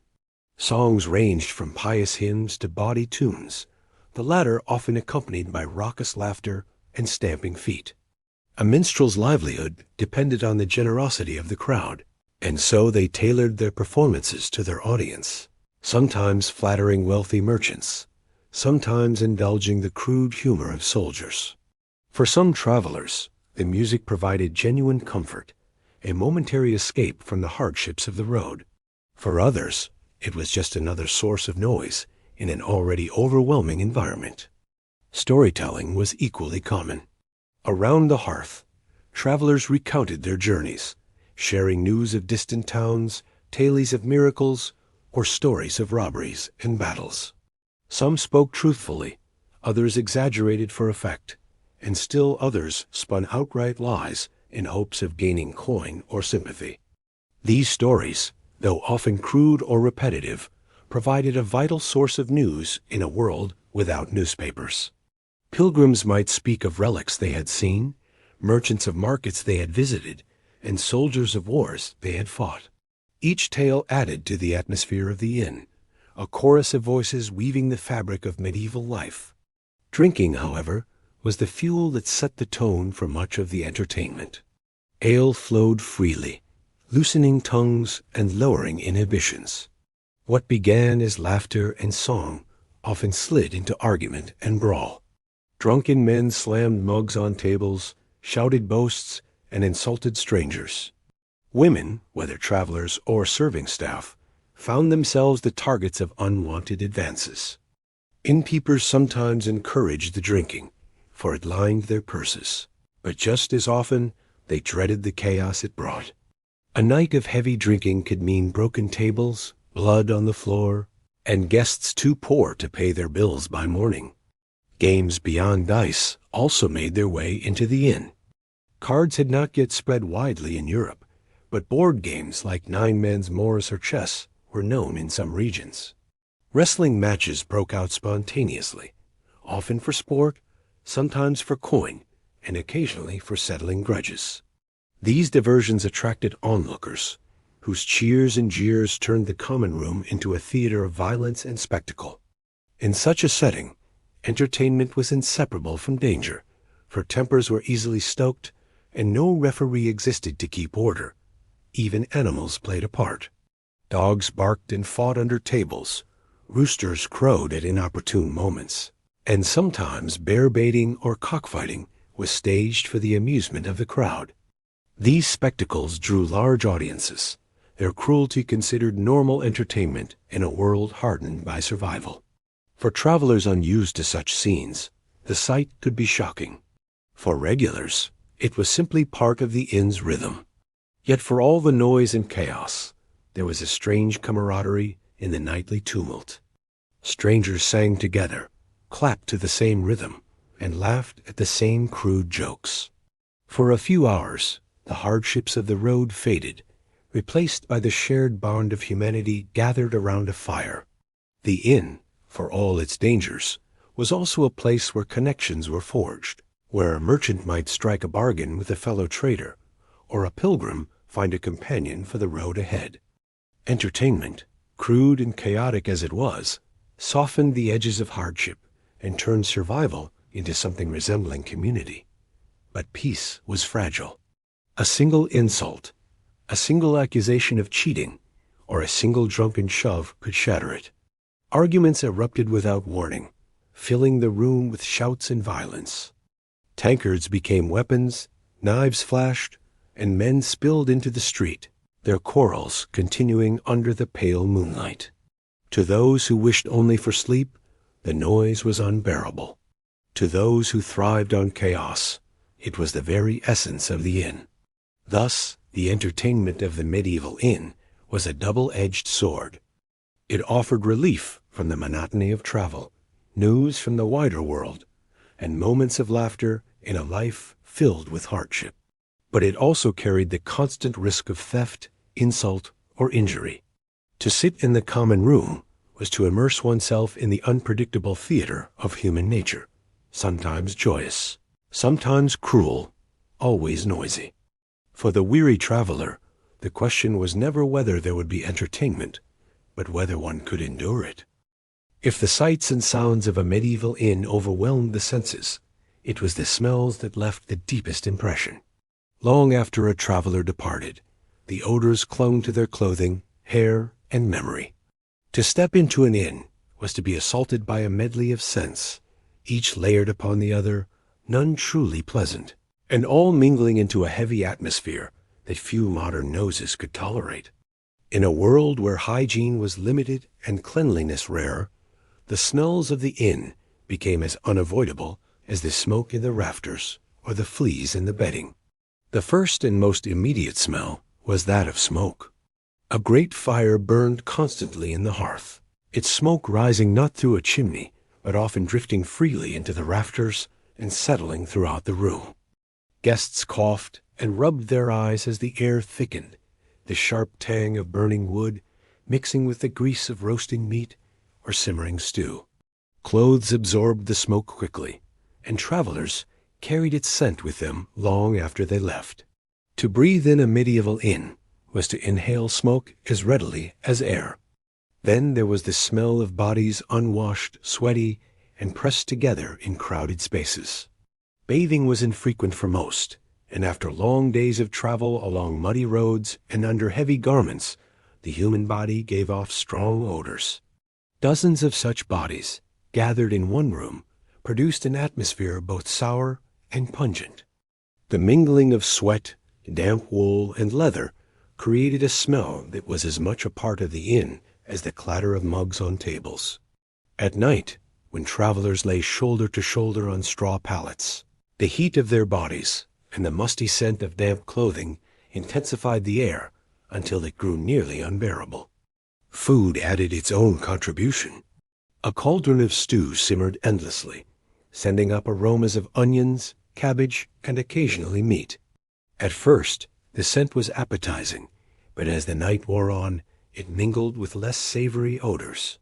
Grease splattered onto the hearthstones, sour ale spilled across tables, and crumbs gathered in the rushes underfoot, where they quickly turned rancid.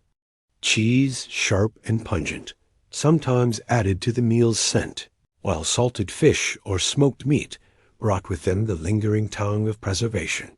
Together, these smells formed a confusing blend, neither wholly pleasant nor wholly foul, but always heavy.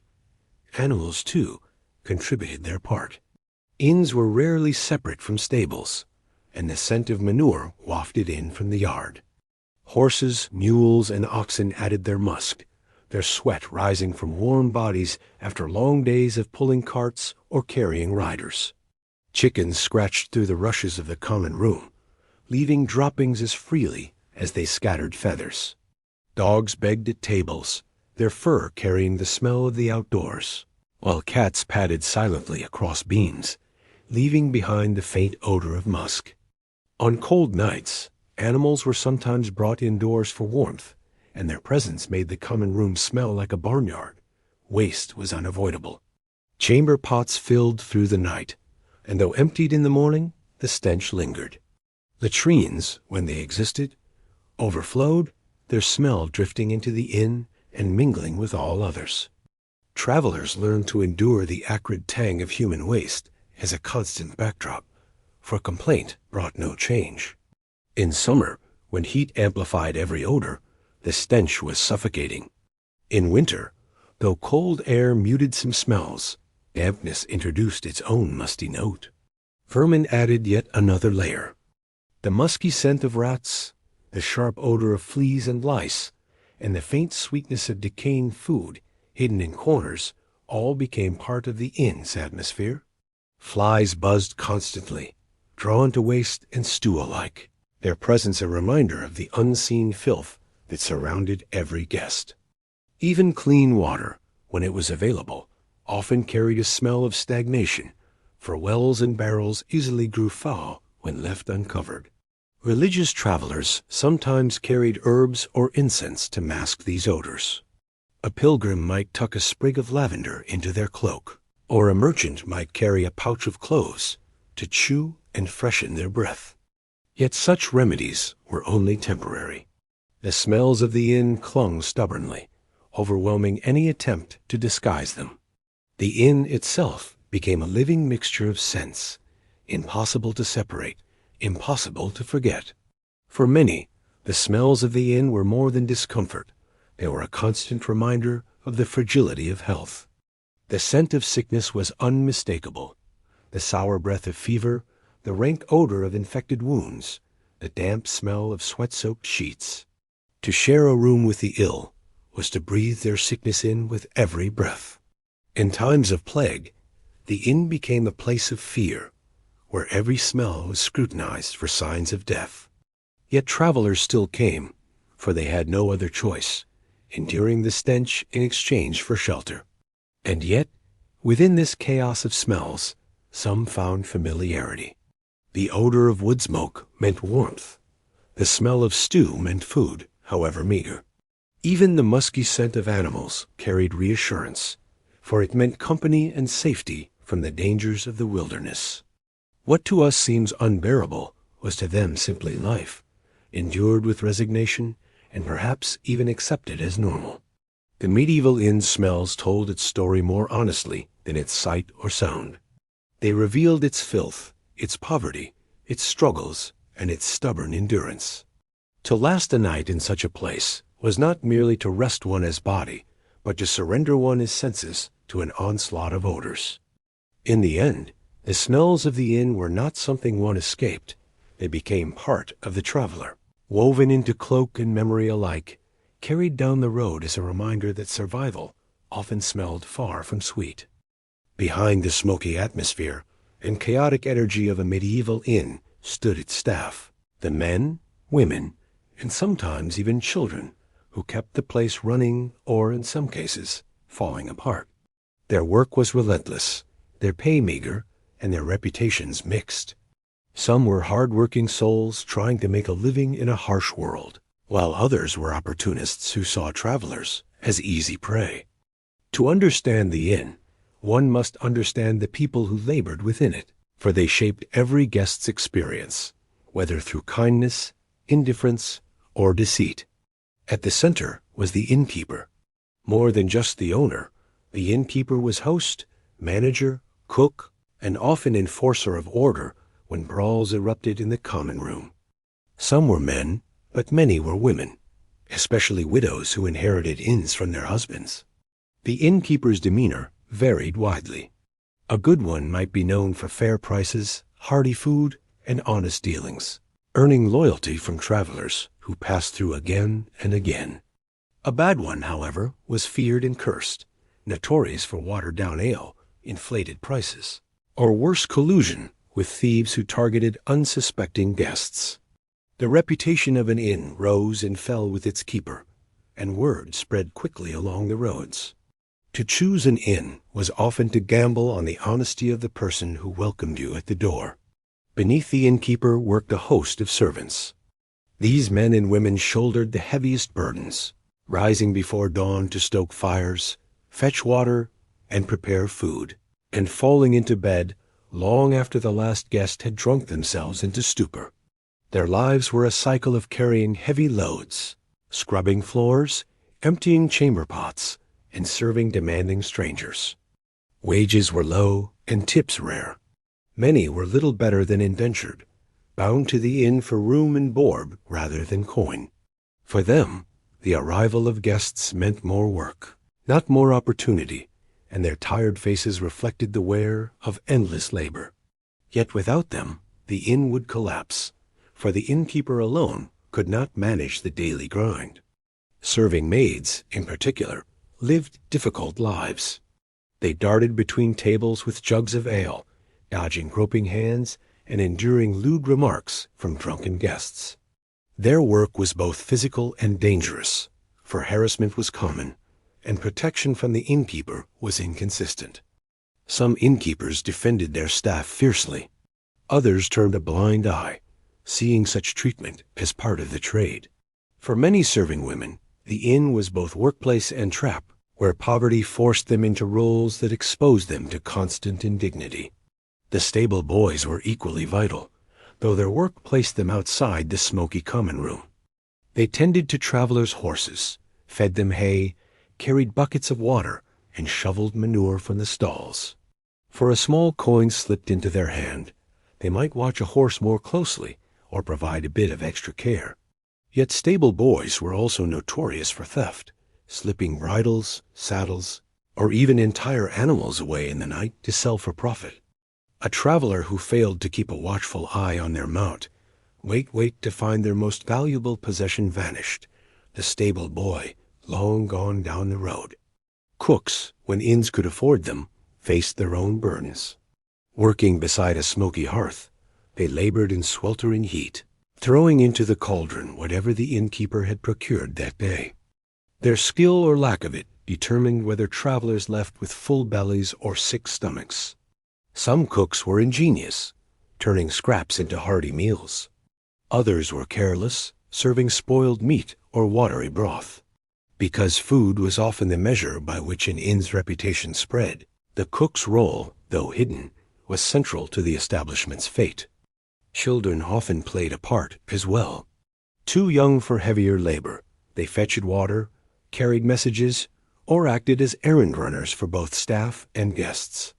Some swept floors, others kept watch over animals, and a few, sadly, were exploited, sent to beg from travelers or lure them into traps of theft or deception. Life in an inn was rarely gentle to the young, but for many, it was the only work available. Not all staff were honest. Some preyed upon travelers as readily as thieves on the open road.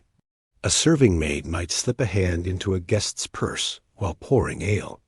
A stable boy might pocket a silver buckle while grooming a horse. Even the innkeeper might add stones to a bag of grain, water to a jug of wine, or false charges to a guest's bill. Travelers quickly learned caution, counting their coins carefully, and never trusting the word of the staff without question. Yet dishonesty was not universal. Many inn workers were as poor and desperate as the travelers themselves, simply trying to survive in a world where opportunity was scarce and labor hard. For all their flaws, the staff were indispensable. Without their endless labor, the fires would die, the stables would rot, and the food would vanish. They bore the brunt of the inn's chaos, enduring long hours and harsh treatment for little reward. Their faces, tired and lined, reflected the reality of medieval life more honestly than the weary travelers who passed through.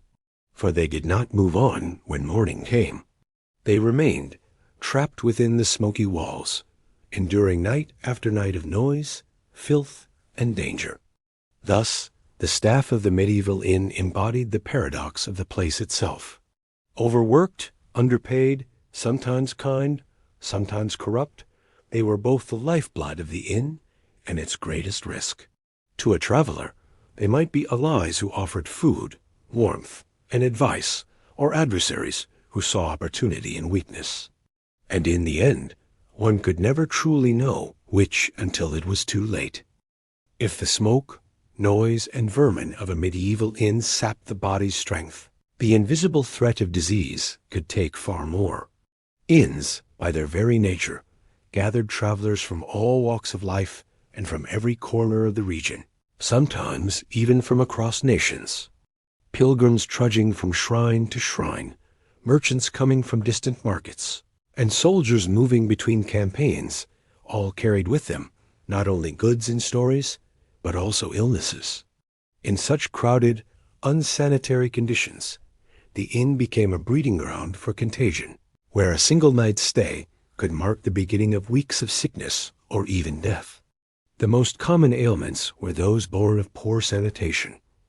Dysentery, caused by contaminated food and water, was rampant. A traveler who sipped at a mug of weak ale drawn from an unclean barrel, or ate a bowl of stew simmered with spoiled meat, could find themselves doubled over in agony within hours. Diarrhea, vomiting, and dehydration followed, and though not always fatal, the illness weakened travelers already exhausted from the road. With no true cure, sufferers endured until their bodies either recovered or gave out. Inns, with their filthy chamber pots, unwashed hands, and reused drinking vessels, were fertile grounds for such outbreaks. Respiratory diseases spread easily in the smoky, crowded common rooms. Tuberculosis, though not named as such in the Middle Ages, was a familiar scourge, marked by chronic coughs and wasting fevers.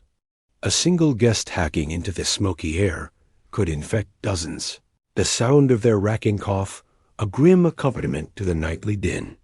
Influenza-like fevers swept through groups of travelers, striking down entire pilgrim bands who had shared a night in close quarters. The heavy air of the inn, filled with smoke and moisture, became a cradle for disease that thrived in the lack of ventilation. Skin diseases also flourished. Scabies, ringworm, and lice-related infections were common, spread by shared bedding and clothing.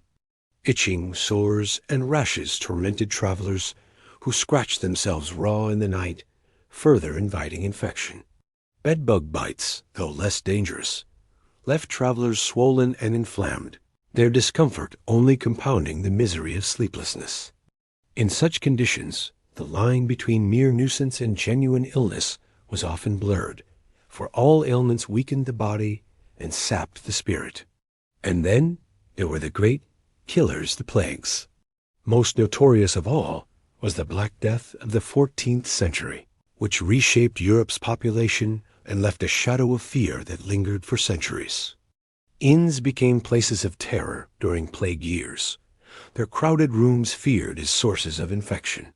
Travelers avoided strangers who coughed or bore swellings, yet fear could not halt the spread.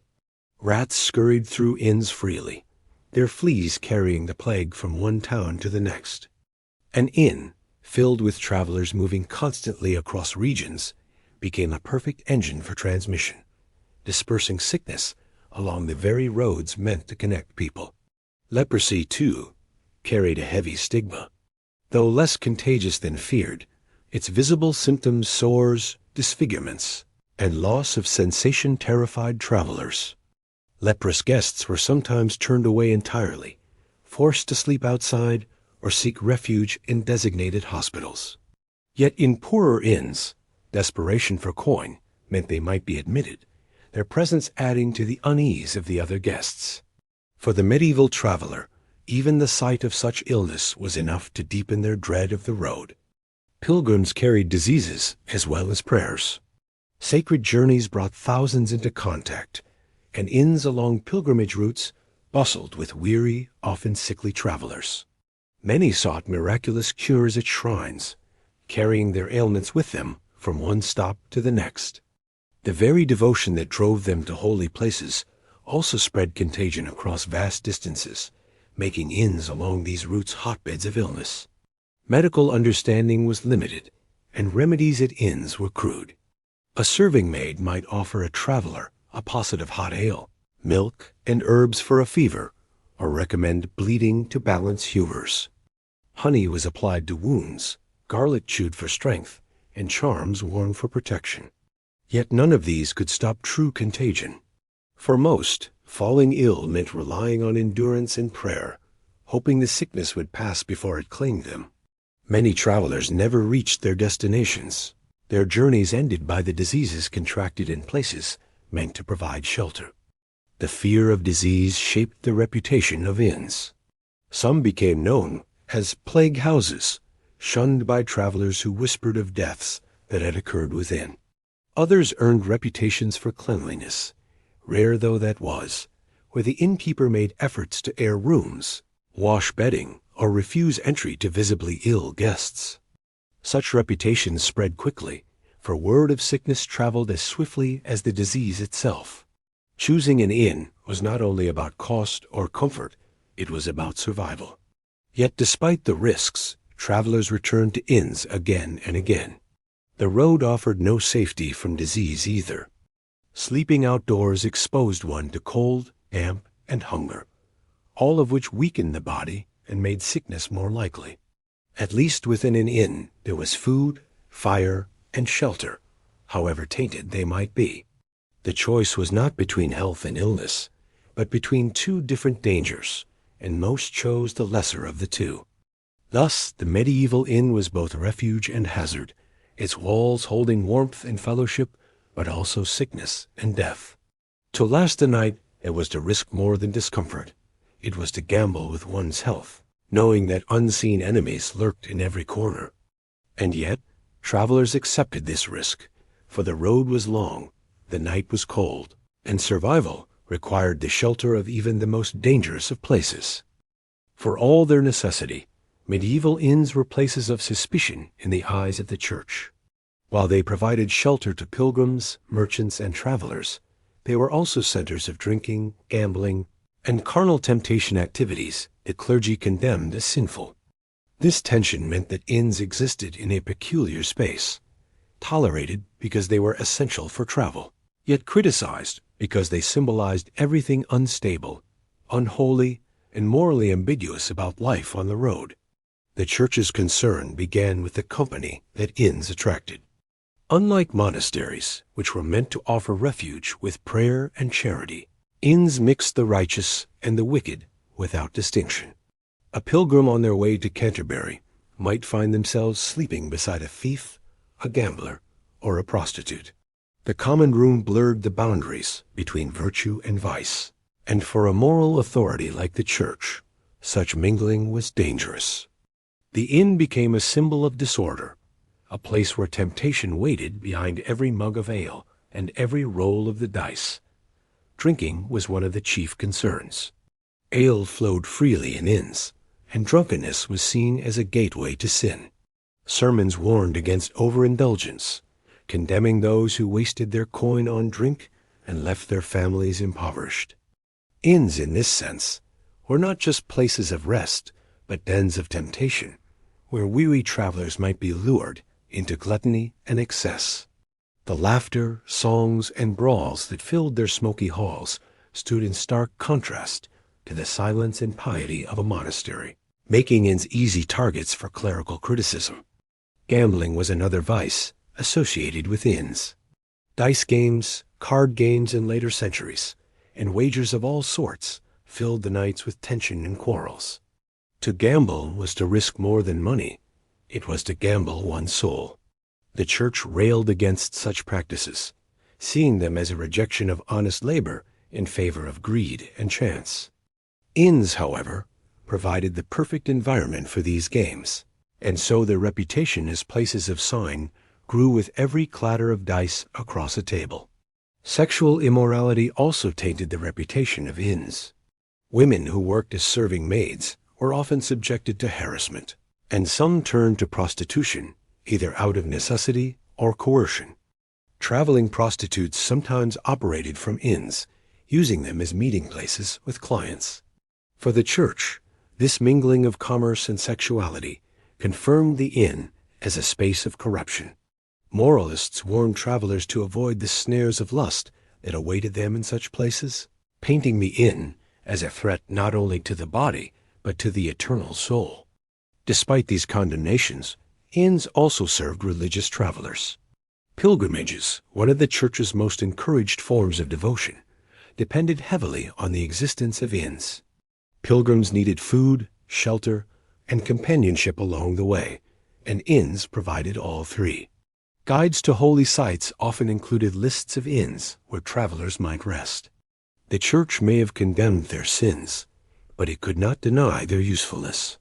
This created a paradox.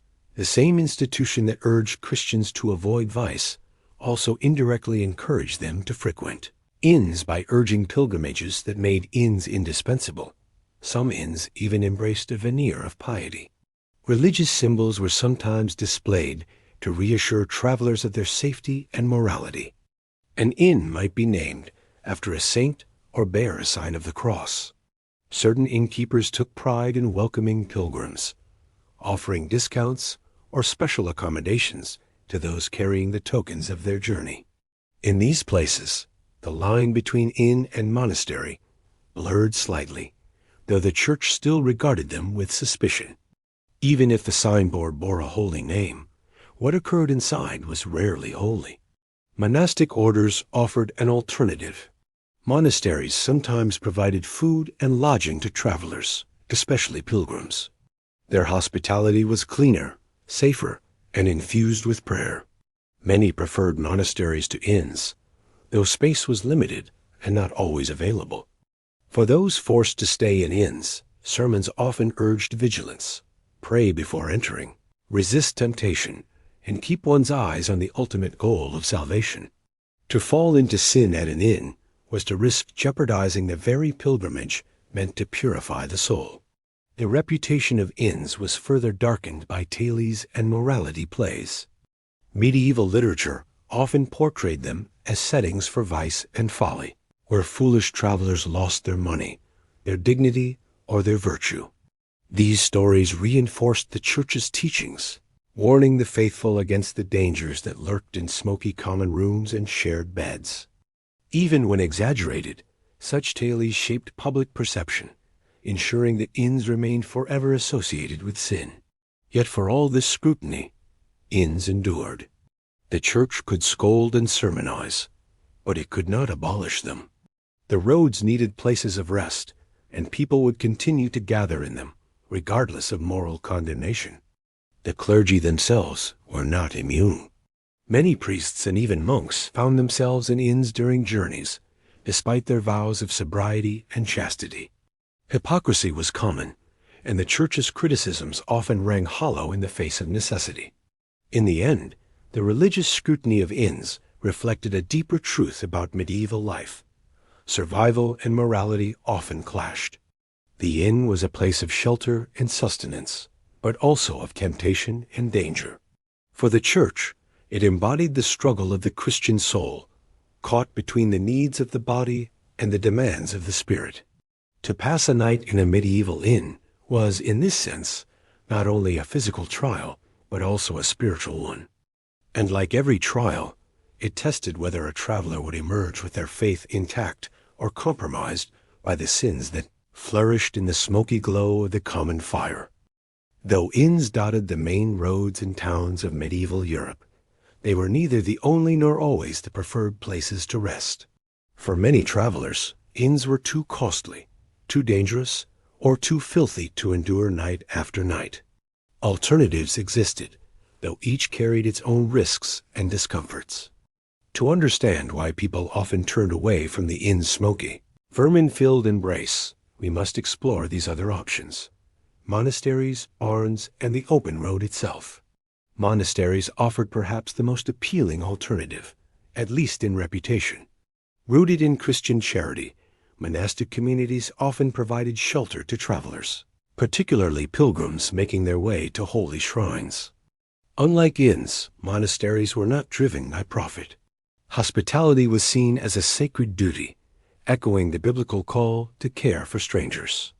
Guests received food, usually simple but wholesome, and a bed or pallet that was often cleaner and safer than what could be found in an inn. More importantly, monasteries provided a measure of peace, away from the noise of drunken brawls and the dangers of theft. A pilgrim might find themselves rising at dawn to the sound of bells calling monks to prayer, a rhythm far more orderly than the chaos of the inn.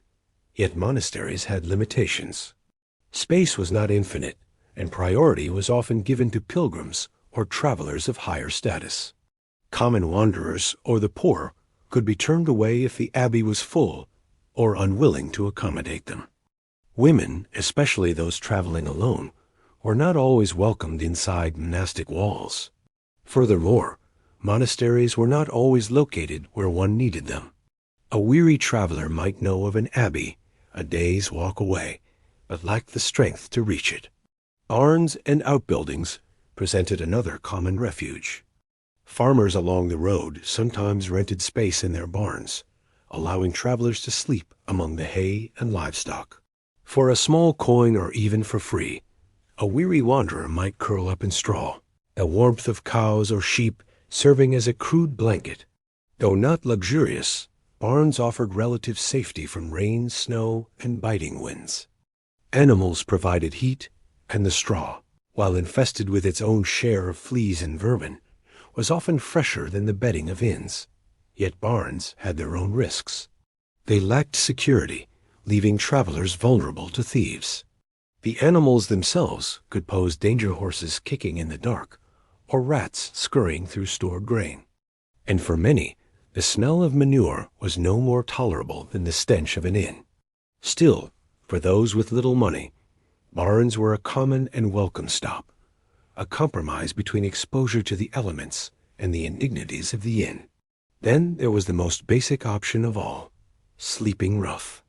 Countless travelers, too poor to afford inns or unwilling to trust them, bedded down in fields, under hedgerows, or in makeshift shelters. Cloaks doubled as blankets, saddlebags as pillows, and the earth itself as a mattress. A campfire, when possible, provided warmth and protection, though it also risked attracting thieves or wild animals.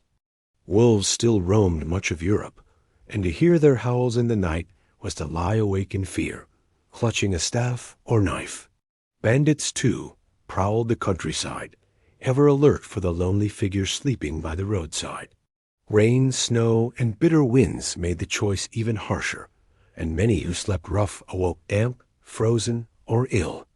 Yet for some, it was preferable to the dangers of the inn's crowded common room, or the expense of its meager fare.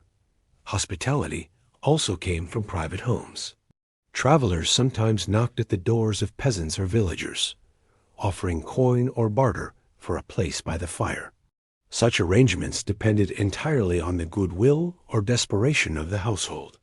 A farmer might welcome a pilgrim, sharing bread and ale out of piety.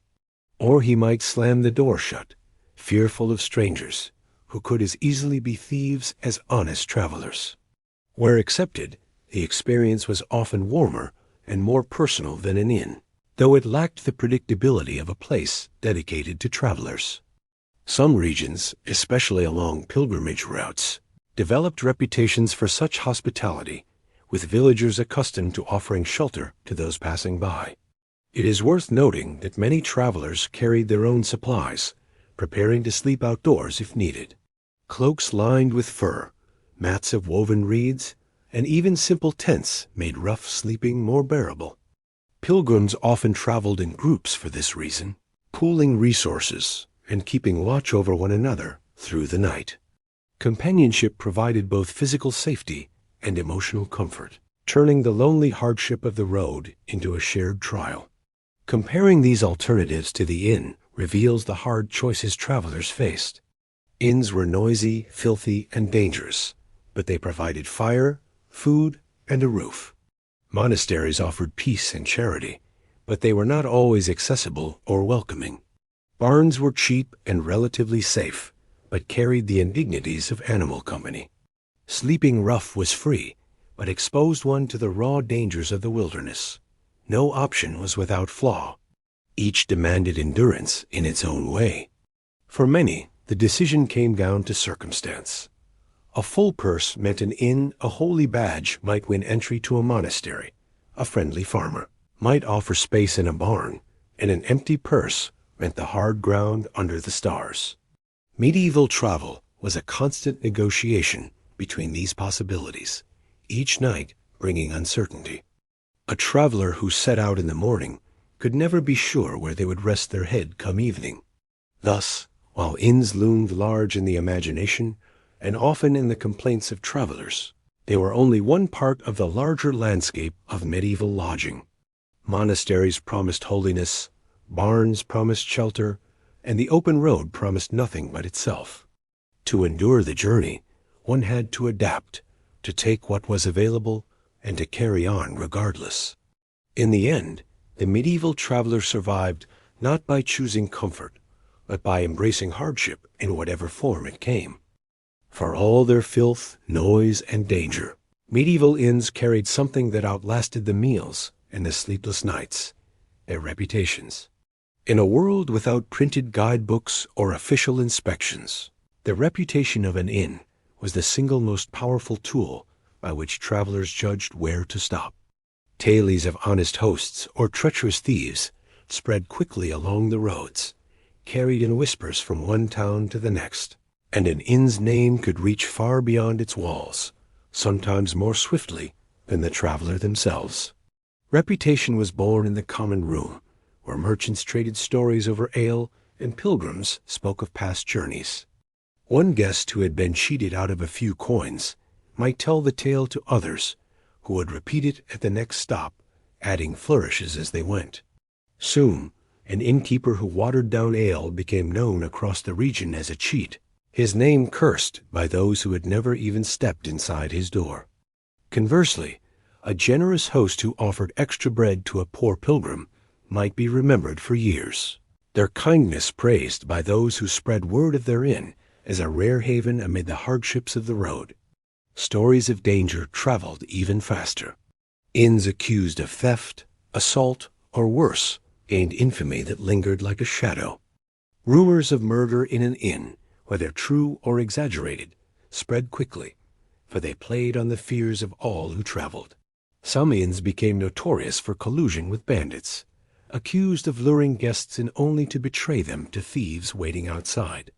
Tales of murder inns persisted in medieval lore, and whether based on fact or superstition, they served as grim warnings to those who valued their safety.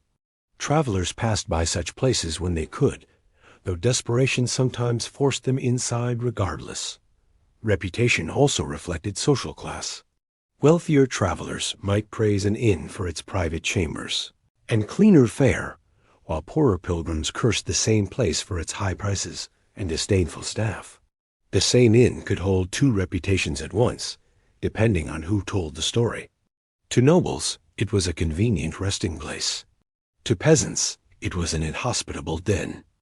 Reputation, in this sense, was as much about perspective as reality, shaped by the traveler's experience and retold through their own lens.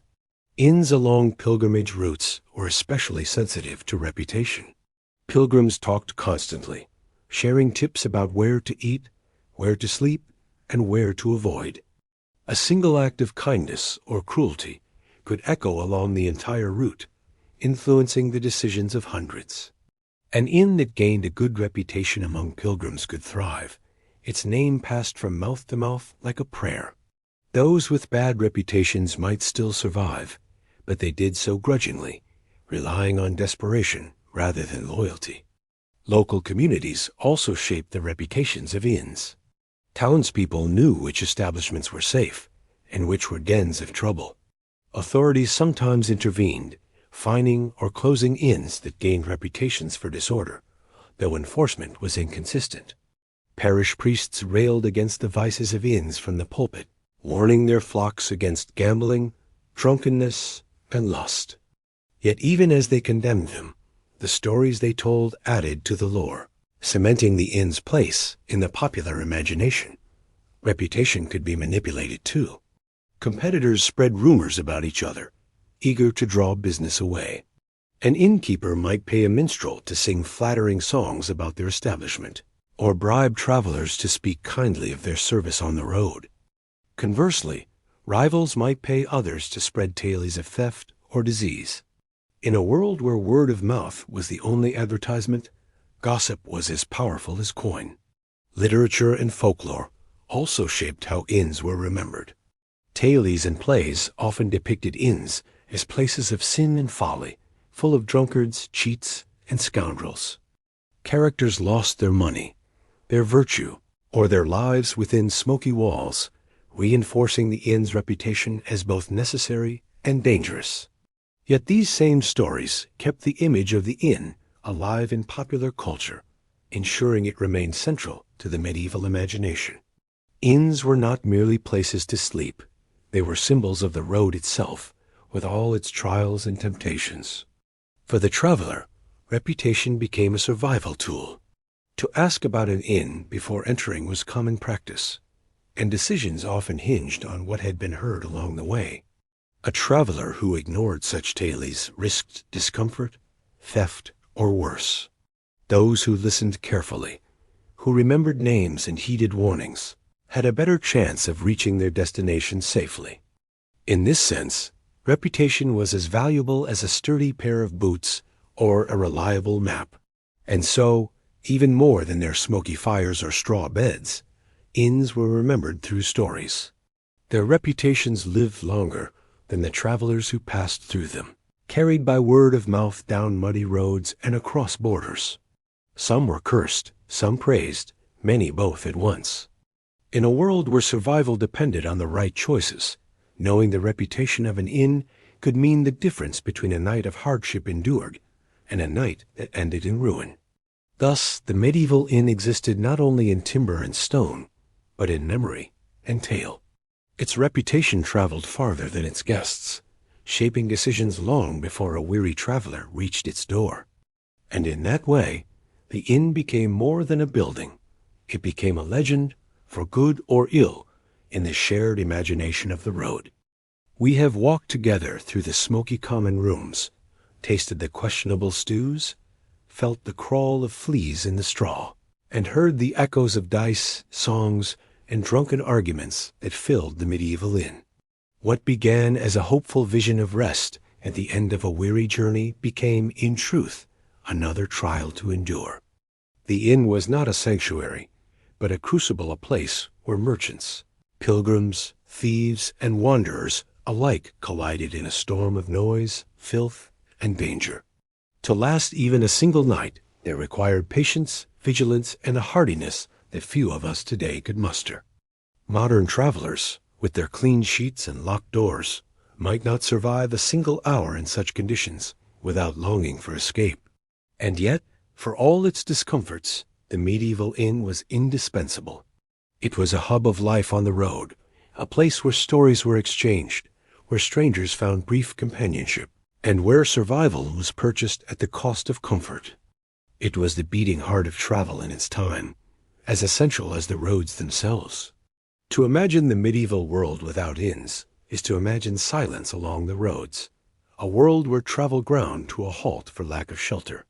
They were flawed, but they were necessary, and in their flaws we see the resilience of those who endured them. As you drift toward rest tonight, perhaps you can appreciate the comfort of your own room more deeply. No rats scratching in the rafters, no straw itching at your skin, no drunken brawl outside your door, just the quiet safety of modernity.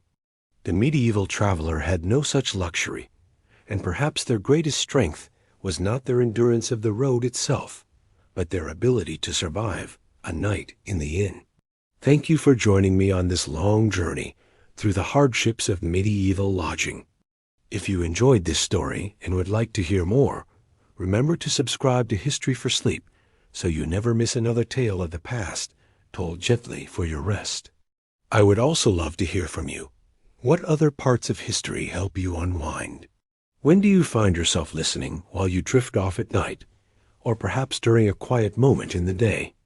Share your thoughts in the comments below, and together we can continue exploring the strange, difficult, and fascinating corners of the past.